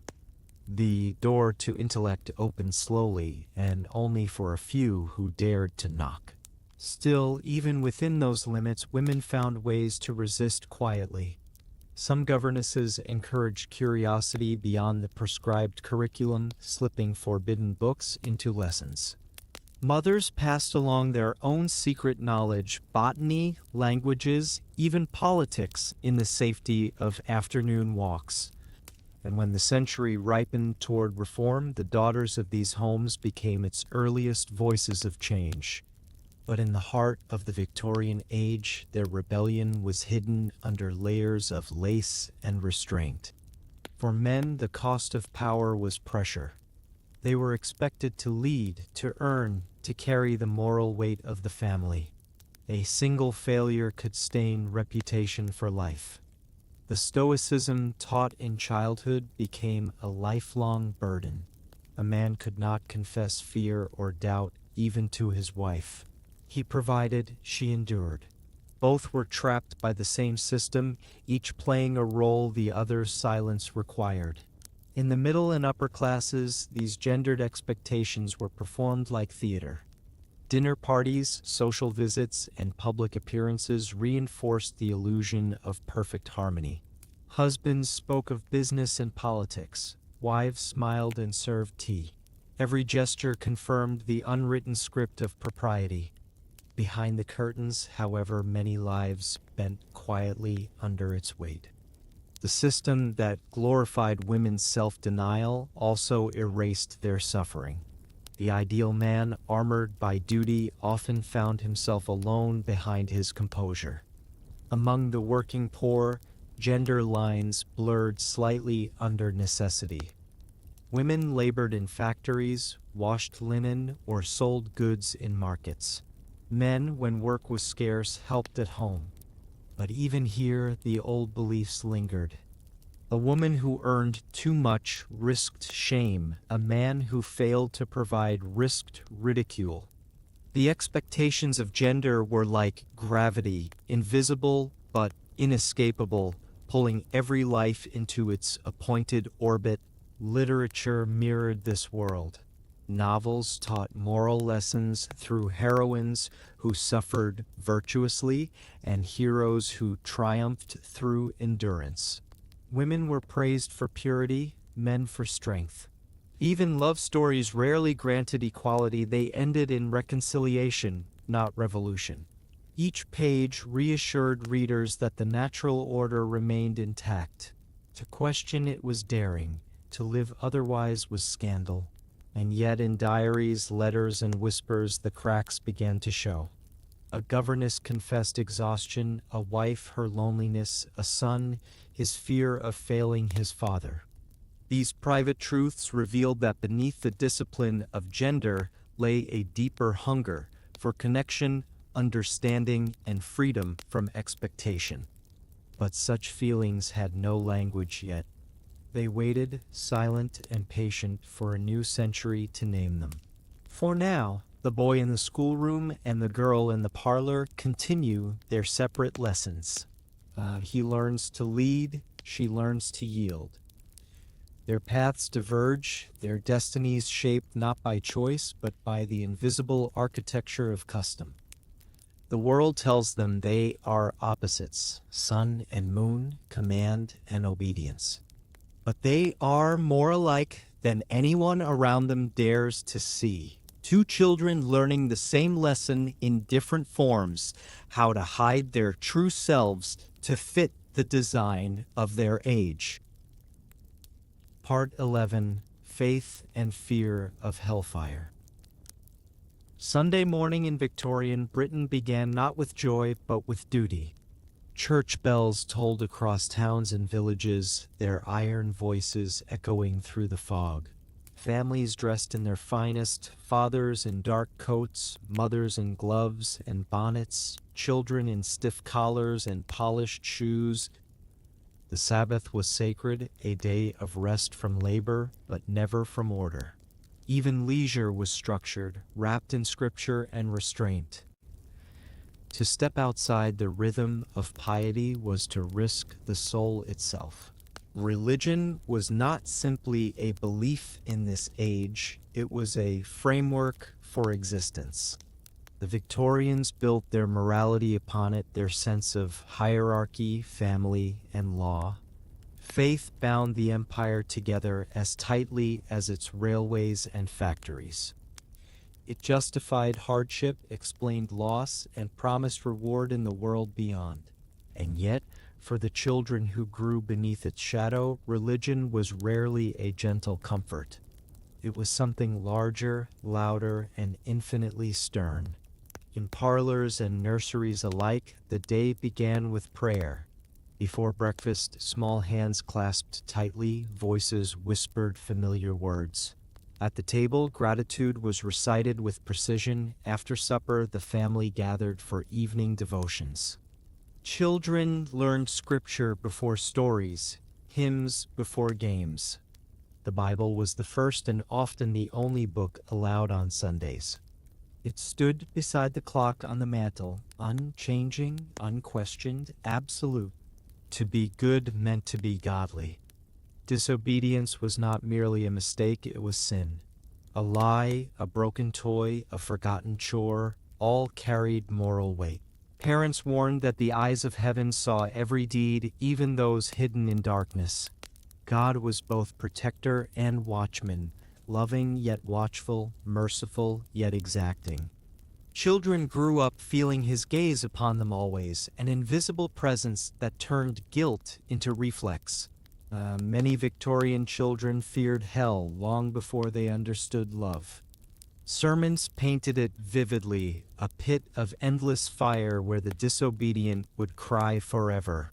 Ministers spoke of judgment not as metaphor, but as certainty. Even small sins, vanity, laziness, laughter on the Sabbath, could lead a soul astray. The lesson was clear: fear was the beginning of wisdom. And so, in pews hard as stone, children sat trembling as voices thundered of punishment eternal. The Sabbath itself was an ordeal for many. Games, laughter, and even idle reading were forbidden. Sunday was for prayer, for reflection, for silence. A child who hummed a tune or reached for a toy might be met with a stern whisper, "Not on the Lord's day." Hours stretched long and heavy, filled with hymns, catechisms, and moral tales of sinners redeemed through suffering. For some, the day of rest became the longest day of the week. Faith shaped education as well. Schools began each morning with prayer and ended with scripture. Lessons in arithmetic or grammar were punctuated by verses reminding students that diligence pleased God.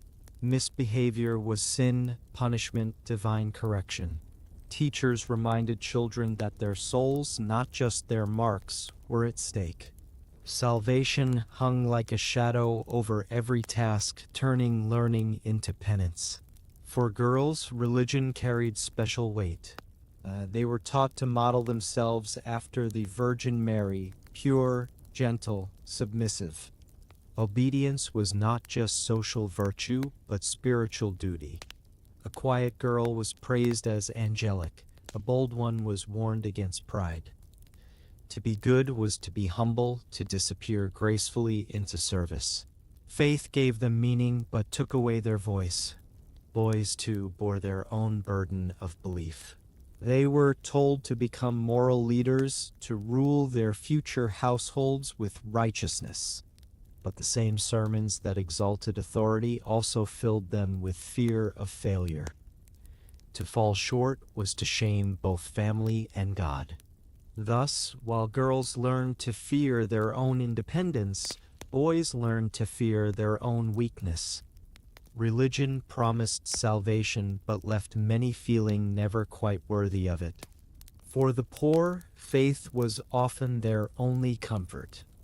In cramped streets and crowded factories, churches offered food, shelter, and a vision of purpose beyond suffering. Missionaries preached that poverty purified the soul. To endure hunger and pain patiently was to earn a place in heaven. This doctrine of endurance soothed and restrained in equal measure, a balm for despair, but also a chain that kept the desperate obedient. In wealthier homes, faith was more polished but equally binding. Morning prayers were recited from leather-bound books, hymns accompanied by piano. Children were expected to memorize verses to recite before guests, proof of both piety and education. Religious tracts filled their shelves, stories warning of the consequences of sin, lazy children struck down by fever, vain girls humbled by tragedy. These tales were meant to teach morality, but they often taught terror instead. The image of God that children inherited was complex, a being of immense love and infinite wrath, a father both tender and unforgiving. They were told he cared for every sparrow and every sin. At night, when they knelt beside their beds, small voices whispered apologies for faults they barely understood. Some found comfort in those prayers, others found only dread. For them, heaven felt distant, but hell was vividly near. Still, within the rigidity of Victorian faith, moments of true spiritual beauty existed. Families sang hymns by candlelight, their voices rising softly through the quiet. Mothers read psalms that offered peace rather than warning. A child's first sight of sunlight through a stained glass window could feel like grace itself, colors trembling upon the pews like heaven breaking into the ordinary. Even in fear there was reverence, even in silence, awe. Toward the century's end, religion began to soften its tone. Reformers and preachers of the social gospel spoke less of damnation and more of kindness, charity, and the love of Christ. Some parents began to replace punishment with prayer, using faith not as a rod, but as guidance. Still, the echoes of the old fear lingered in bedtime prayers recited by rote, in consciences quick to tremble. Generations would grow up haunted by the belief that being loved by God meant never failing Him. To modern ears, their faith sounds harsh, but it came from a deep longing for certainty in an uncertain world. Disease, death, and poverty stalked every street. Belief was both refuge and rule. The Victorians needed to believe that pain had meaning, that heaven balanced what earth denied. Their fear was, in its own way, an act of devotion, the trembling love of children who never doubted that their Father watched them always. And so the bells continued to ring each Sunday, their sound solemn and steady over rooftops and fields. Families walked through the fog toward the church, their steps measured, their hearts divided between reverence and dread. In that mingling of fear and faith, an entire century knelt, seeking salvation, yet never entirely certain they deserved it. Part 12: The Street Child. Dawn comes slowly over London, not with golden light, but with smoke. The city exhales a gray breath from thousands of chimneys wrapping the rooftops in haze. The cobblestones glisten with last night's rain. A horse clatters past, wheels splash through puddles, and in a doorway half hidden by fog, a small figure stirs. Bare feet press against cold stone. A cough breaks the stillness. Another morning has begun for one of the city's countless street children. He has no surname, only a nickname given by others like him. His coat is a patchwork of repairs, his trousers tied at the waist with string. In one pocket, a crust of bread, in the other, nothing but lint and hope. He rises, stretches thin arms, and joins the waking flow of the streets. Chimney sweeps with brushes slung over shoulders, flower girls arranging wilted blooms, bootblacks polishing already wet shoes. They are an army of the forgotten, marching nowhere yet keeping the city alive. To the middle classes, these children were both pity and threat, a living reminder of the fragility beneath civilization's surface. They were called waifs, urchins, gutter snipes. Some sold matches, some begged, some stole. All were treated as though poverty were a choice. Polite society turned its gaze away, comforted by the illusion that sin, not circumstance, filled the alleys with small, dirty faces. The street was teacher and parent both. It taught caution first, how to read a constable's glance, how to vanish into crowds, how to sleep lightly enough to wake before danger found you. It taught barter and wit, hunger and sharing. Among themselves, the children formed families of necessity. An older boy might guard a younger one. A girl might divide her bread 3 ways. They fought, they stole, they laughed in short bursts of mischief. For a few hours each day, they pretended the world was a game. Then night returned and the game ended. The smell of the city clung to them: soot, horses, beer, damp wool. In winter, frost painted their fingers white. In summer, dust coated their lungs. Disease traveled faster than charity. A single cough could empty an alley. When one of them vanished, the rest said little. Silence was protection. Grief was a luxury they could not afford. Some nights they found refuge in lodging houses, narrow rooms where dozens slept side by side for a penny. Others crawled beneath bridges, into stairwells, or among crates near the river. The Thames, black and slow, reflected the glow of gaslights overhead. It was their constant companion, the boundary between hope and despair. On foggy mornings, the water carried the cries of dock workers and the faint whistle of distant trains. Each sound reminded them of the life that went on without them. Workhouses offered another kind of shelter. To enter was to surrender freedom for bread. Inside, children were scrubbed, shorn, and assigned tasks. They stitched, swept, and sorted until their hands cracked. Meals were thin and rules endless.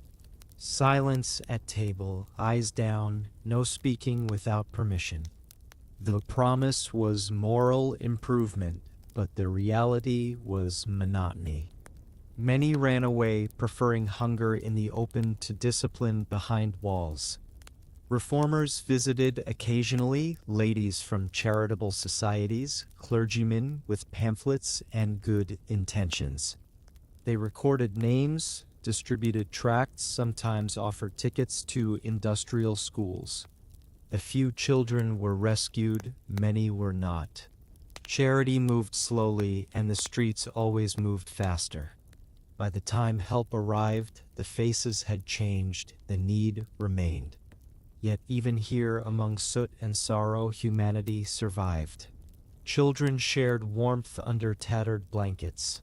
They told stories of rich uncles who would one day find them, of ships bound for lands where no one went hungry, of angels who guarded alleys at night. Imagination was their rebellion, laughter their prayer. It kept the cold from swallowing them whole. In wealthier neighborhoods, polite children peered from carriage windows and saw them only as shadows. Parents pulled curtains shut, whispering that such sights were unseemly. The poor were invisible until tragedy made them useful, until a novelist or a preacher needed an example of sin redeemed or innocence lost. Charles Dickens gave them names: Oliver, Joe, Smike, and through his pen the silent gained voices. Readers wept over those fictional orphans while real ones still slept in doorways a few streets away. The government eventually noticed what literature had made impossible to ignore. Laws against child labor, new schools for the destitute, and societies for the prevention of cruelty began to emerge. But progress was uneven. Every reform saved a few and failed many. By the century's end, thousands of children still lived and died unseen, their lives reduced to statistics in reports printed for Parliament. For the survivors, the streets became both wound and wisdom. They grew into adults who trusted little, spoke softly, and worked hard because they had learned the cost of idleness. Some rose to modest comfort, others slipped back into the shadows. The city swallowed their stories, but not their spirit. They had learned resilience from necessity, kindness from scarcity, and courage from fear. If one listens closely to the streets of that age, beneath the carriages, beneath the sermons, beneath the polite chatter of drawing rooms, one can still hear them. The laughter of a child skipping stones into the Thames. The song of a flower girl calling her wares. The muffled cry of a chimney sweep caught in the rain. These sounds were the heartbeat of a city that called itself civilized while stepping over its own children. The Victorians prided themselves on moral progress, yet their greatness stood on fragile feet. Behind every factory, every mansion, every polished shop window were the children who carried the weight of the empire in silence. They did not write their stories, but they shaped history nonetheless. Through them, compassion began to find its voice. Through their suffering, society began slowly and painfully to remember its heart. Part 13. Reformers and the First Voices of Compassion. The 19th century was built on iron and steam, yet its greatest change came not from machines but from hearts that began to stir. For decades, suffering had been hidden behind lace curtains and factory walls, accepted as the price of progress. But somewhere between the clatter of industry and the silence of drawing rooms, a new sound began to rise, the murmur of conscience. It started softly, with questions whispered in parlors, then grew into voices that filled newspapers, sermons, and Parliament itself. At last, the Victorians began to wonder whether discipline without mercy was truly virtue at all. Compassion entered the age like light through a crack in stone. At first, it was uncomfortable, too bright, too revealing. To speak of kindness toward children was to question the very structure of society. Yet some dared.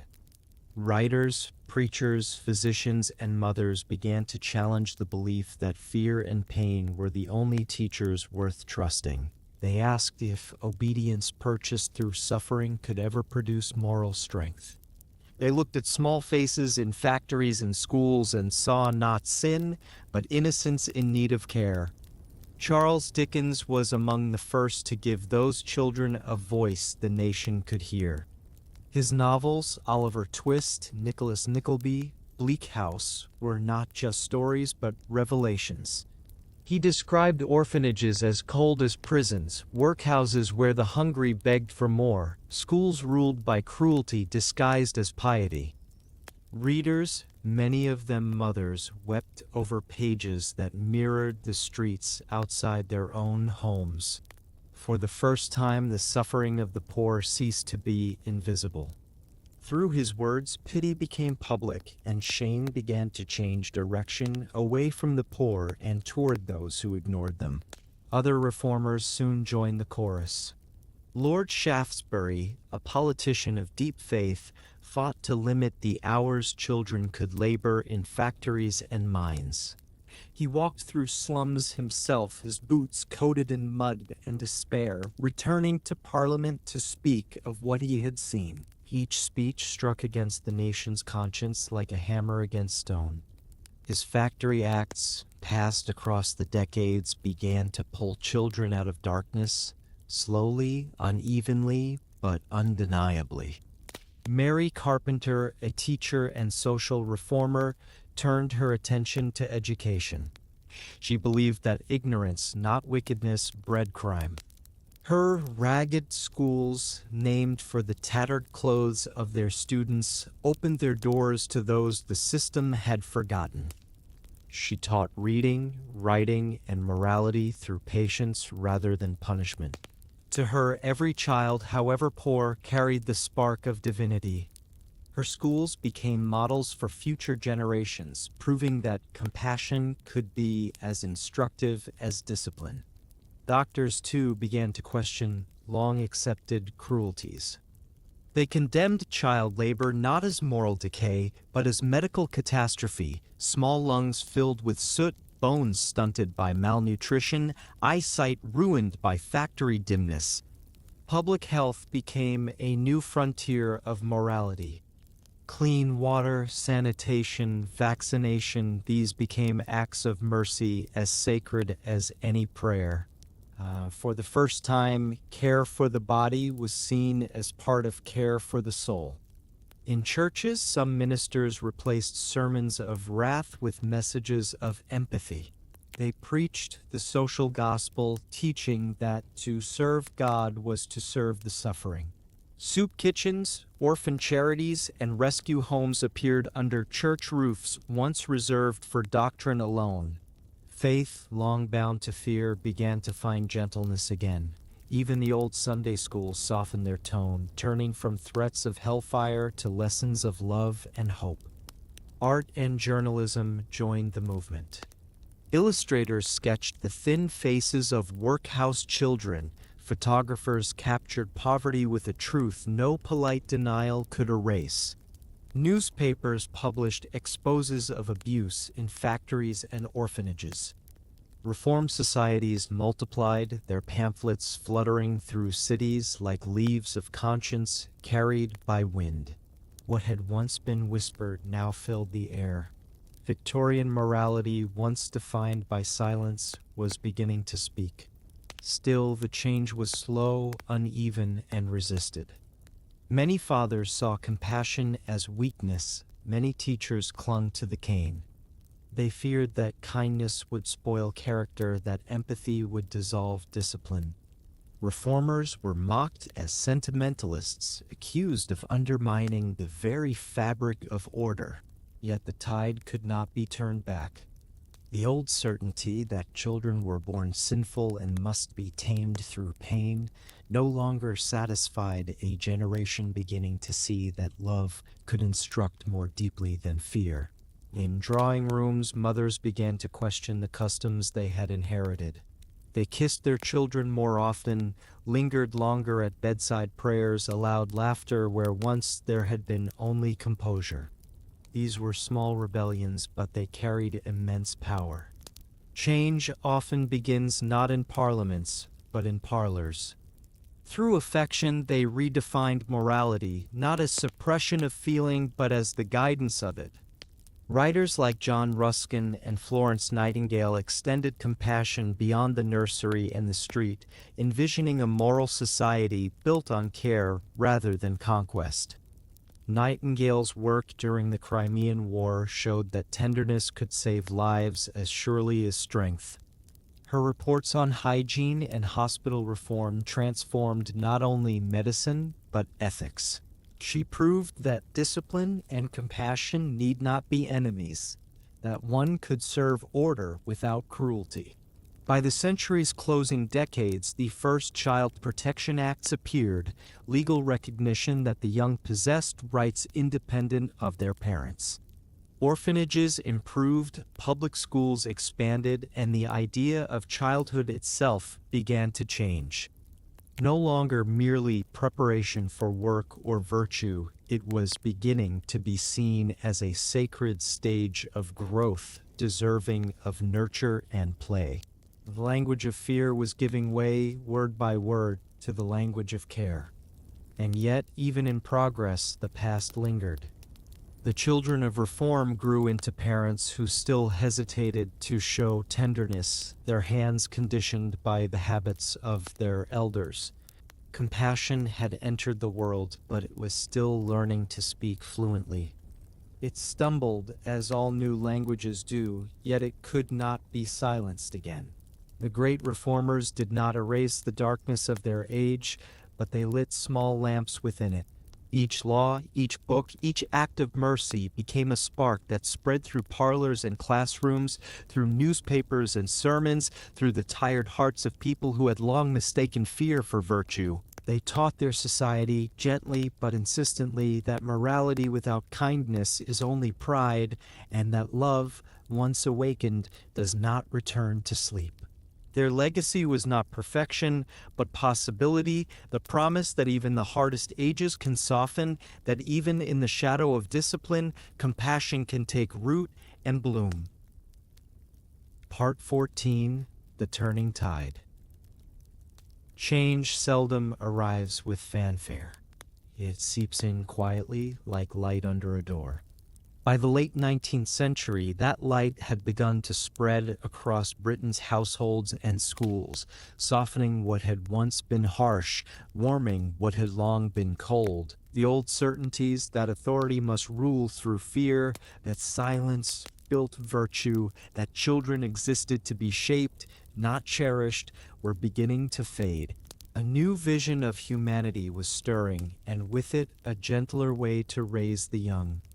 The first sign of this shift appeared not in law, but in language.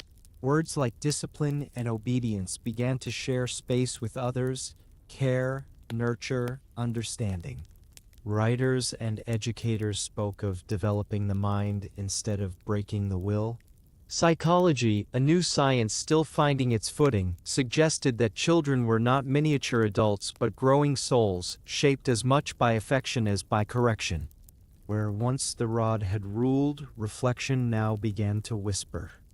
In middle-class parlors, mothers read articles about child development printed in the expanding women's magazines of the era. They learned of play's importance, of fresh air and open conversation. Some dared to defy custom by keeping their infants close instead of sending them to nurses. A new tenderness entered the home, hesitant, sometimes awkward, but real.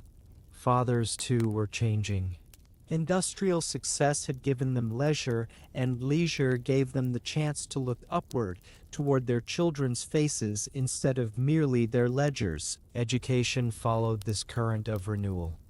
The Elementary Education Acts of the 1870s and 1880s opened classrooms to children who had once labored in mines or factories. Attendance became compulsory, lessons free. For the first time, an entire generation of the poor learned to read and write. The schoolroom, once an arena of punishment, began to resemble a sanctuary of possibility. New teachers trained in pedagogy replaced old schoolmasters with canes. Blackboards filled with numbers and letters instead of moral warnings. The idea spread that curiosity was not sin, but strength. Playgrounds appeared beside these new schools, small squares of open ground where laughter, once seen as mischief, was now encouraged. Educators like Friedrich Froebel and his kindergarten philosophy taught that play itself could educate, that imagination shaped empathy. Children sang songs, built towers of wooden blocks, and tended tiny gardens as part of their lessons. For Victorian parents raised on restraint, such scenes seemed almost radical. To see children joyful in learning was to witness a quiet revolution. Medicine, too, joined the transformation. Doctors who once prescribed silence and stoicism began to speak of nerves, emotions, and the hidden toll of fear. They warned that corporal punishment damaged not just the body, but the spirit. Hospitals improved, sanitation spread, and infant mortality began to decline. For the first time, the survival of children became a measure of national pride. Public health and public conscience walked hand in hand. Religion, though slower to change, softened as well. Preachers of the new theology spoke less of hellfire and more of compassion. Charity was reframed not as moral duty, but as love in action. Sunday schools replaced grim lectures with illustrated lessons, hymns, and parables that comforted rather than frightened. The image of God shifted subtly, less judge, more shepherd. Families found that faith could guide without terror, that devotion could dwell peacefully beside joy. Across the nation, reformers built institutions that reflected these new ideals. Homes for orphan children emphasized education over labor. Societies for the prevention of cruelty to children patrolled neighborhoods, intervening where beatings and neglect once went unseen. Newspapers praised the humane spirit of the age. It was imperfect progress, uneven, inconsistent, yet undeniable. The world that had once accepted cruelty as order was now learning, however haltingly, to call it wrong. The transformation reached even the architecture of daily life. Nurseries filled with color. Windows were left open for sunlight and air.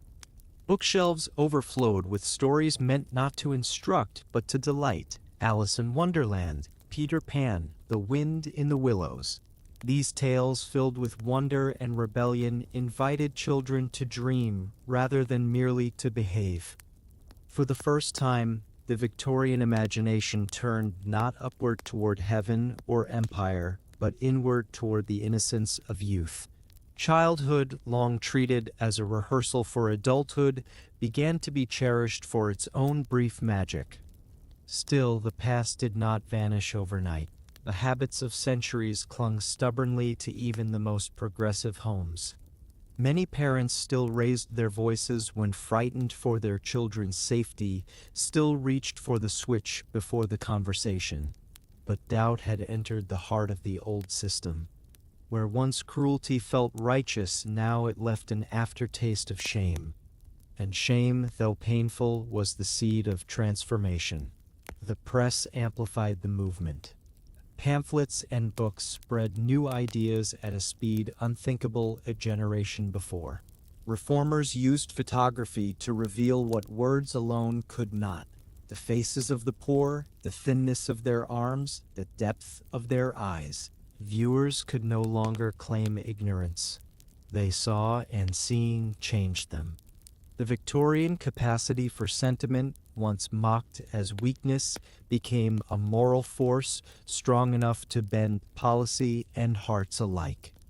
In parlors, fathers began to sit by firesides with their children, reading aloud not sermons, but stories. Mothers, once praised for restraint, now wrote diaries filled with affection, recording milestones instead of manners. The same society that once valued obedience above all else was learning the vocabulary of tenderness, well-being, happiness, childhood. Each word, simple yet profound, carried within it the echo of reformers' labor and the silent prayers of those who had suffered under the old order. By the century's end, Britain was not yet modern, but it was no longer medieval. Children were still expected to behave, to work hard, to respect authority, but now they were also expected to be loved. Love had entered the rulebook. And once love is written into law and habit, it begins to write back, reshaping the world that made it necessary. The turning tide did not wash away all sorrow. Poverty remained, inequality endured. But compassion had become a current too strong to reverse. The same society that once raised its young through fear now looked upon them with something new in its gaze: wonder. For the first time, the Victorians saw childhood not as preparation for life, but as life itself. Part 15: The Legacy of Pain. The century turned, and the gas lamps that had burned through the age of iron began to dim. Electric light glowed in their place, soft and steady, casting new clarity on the old world's shadows. Factories still hummed, trains still thundered, but the spirit of the age had changed. The empire that once defined itself through power and progress now began quietly to reckon with its past, with the price of discipline, the silence of obedience, and the quiet ache carried by those who had been shaped under its rule. The Victorian child had grown up, and the scars of that upbringing walked with them into the modern world. They became the parents of the new century, men and women who had endured the strictness of their own childhoods and now stood uncertain before their own sons and daughters. Some repeated the lessons of their youth, believing that hardness still forged strength. Others, remembering the loneliness of fear, vowed to raise their children differently.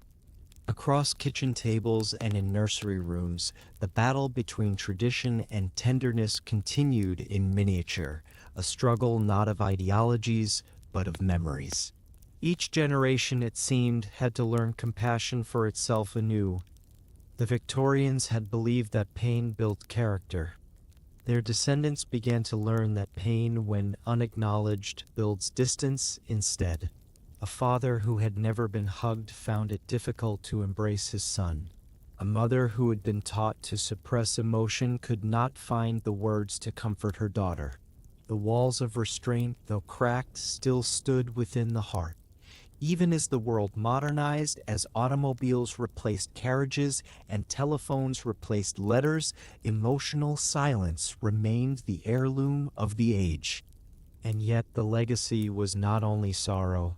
From the iron discipline of the Victorians came resilience. From their structure, a sense of order. From their devotion to duty, the foundations of public service and education. Their faith and effort, however rigid, gave the next century its drive. But intertwined with these virtues ran a quieter thread: the need to heal what discipline alone could not. The 20th century, in many ways, became an age of unlearning cruelty disguised as correction, unlearning fear mistaken for faith, unlearning the belief that love must hide to be pure. By the early 1900s, new voices had risen. Doctors of the mind, writers of empathy, educators who saw children not as moral clay, but as individuals. Sigmund Freud, though far from Britain's classrooms, influenced the way people thought about the hidden life of emotion. John Dewey and Maria Montessori turned schooling into exploration rather than endurance. Their ideas rippled outward, softening even the hardest corners of discipline. What had once been revolutionary to treat a child with gentleness was slowly becoming ordinary. But history does not shed its past like a skin. Echoes of the Victorian home lingered in language and custom. Children should be seen and not heard. Don't cry, be strong. Phrases spoken with affection, inherited from a time when survival depended on control. Even as love grew freer, it still wore a trace of its old restraint, the tenderness of people learning how to feel aloud for the first time. The emotional inheritance of the Victorians reached far beyond their families. It shaped their literature, their politics, even their wars. The soldiers who marched into the trenches of the First World War were the grandsons of those disciplined boys who had learned not to flinch. Their courage was extraordinary, their endurance unmatched, but so was their silence. Letters home spoke of duty, not fear, of honor, not grief. An entire generation repeated the Victorian lesson of restraint, even as the world around them unraveled. At home, mothers carried their own version of endurance, stoicism polished into virtue. They managed households through scarcity, loss, and waiting. Their calm was not indifference but inheritance, a continuation of the quiet strength their mothers had been praised for a century before. Together, these men and women became the backbone of a modern nation, bearing the weight of their history with dignity. But inside many hearts, tenderness waited, unspoken, unspent, yet longing for release. Slowly, through the 20th century, the silence began to break. New generations spoke more freely of love, of trauma, of care. Psychology replaced moralism, empathy replaced etiquette. Schools taught cooperation instead of compliance, kindness instead of punishment. Parenting advice filled magazines once devoted to manners. Children were encouraged to play, to dream, to question. The world at last began to trust emotion as a teacher rather than a threat. And yet, if one listens closely, the Victorian echo remains, in the instinct to apologize for tears, in the discomfort with vulnerability, in the pride that still whispers that strength means composure. We are their descendants not only in name, but in habit. We owe them gratitude for their endurance, but we also inherit their wounds. The work of healing those wounds, of turning discipline into compassion, obedience into understanding, continues still. The legacy of Victorian parenting is complex, part cruelty, part care, part blindness, part devotion. It is a mirror of humanity itself, the constant tension between what we fear and what we love. They wanted the best for their children, yet their tools were forged in an age that did not yet understand tenderness. They believed they were saving souls, not silencing them. And though their methods were harsh, their intentions, more often than not, were rooted in love. Love distorted by fear, but love nonetheless. When we look back now, it is easy to judge, harder to understand. But understanding is the gentlest form of justice. To study their mistakes is to glimpse our own. We, too, struggle to balance structure with freedom, protection with trust. We, too, sometimes mistake control for care. History's gift is perspective, the reminder that progress is not born from perfection, but from compassion deep enough to learn. The Victorian home is gone now. Its ticking clocks are silent, its nursery toys turn to dust. But the spirit of its children remains, in every voice that speaks kindly where silence once reigned, in every parent who kneels to listen instead of command, in every teacher who chooses patience over punishment. Each small act of empathy is a quiet answer to a century of restraint. It is how the story continues, not in blame, but in balance. The age of iron discipline has long since ended. What endures is the lesson that discipline, when tempered by love, becomes guidance, and that love, when freed from fear, becomes strength. From those who could not say the words, we inherited the need to speak them. From those who withheld affection, we learned the value of giving it freely. Their legacy is both wound and wisdom, and it is through acknowledging both that we finally step beyond them. As night falls upon the echoes of their world, one truth remains steady as the fading chime of a clock. That even the hardest ages teach tenderness in the end, and that every silence once heard becomes the beginning of mercy. You've reached the end of tonight's story, a long journey through the quiet parlors and cold nurseries of Victorian Britain. We've walked among the iron rules of discipline, through homes where affection was rationed, where silence was mistaken for virtue, and where love survived behind layers of restraint. It was an age that tried to shape children into models of duty, yet in doing so revealed just how deeply the human heart longs to be understood. If the Victorians taught us anything, it is that strength without tenderness is hollow, and that compassion, though soft, can outlast empires. Their world has faded, their clocks have stopped ticking, but their lessons remain. We still carry their echoes in our voices and our habits, and every act of kindness, every word spoken gently, is part of the slow healing that began long after their time. So as you rest tonight, let the noise of the day fall away. Imagine the gas lamps dimming, the last fires dying softly in their hearths. The stern voices are gone now, and in their place remains only quiet, the kind of quiet that comforts rather than commands. Breathe deeply and know that progress often begins with the courage to care. We are all, in some way, the children of those who came before, learning to love more freely than they could. Thank you for listening, for reflecting, and for letting history keep you company tonight. If this story brought you peace, consider liking the video, subscribing to History to relax, and sharing it with someone who might need a calm place to rest. Your support helps these stories continue, one quiet tale at a time. Now close your eyes. Let the past fade gently into dreams. Lessons have been learned, the world has softened, and somewhere beyond the fog of centuries, the children who once sat in silence finally sleep in peace.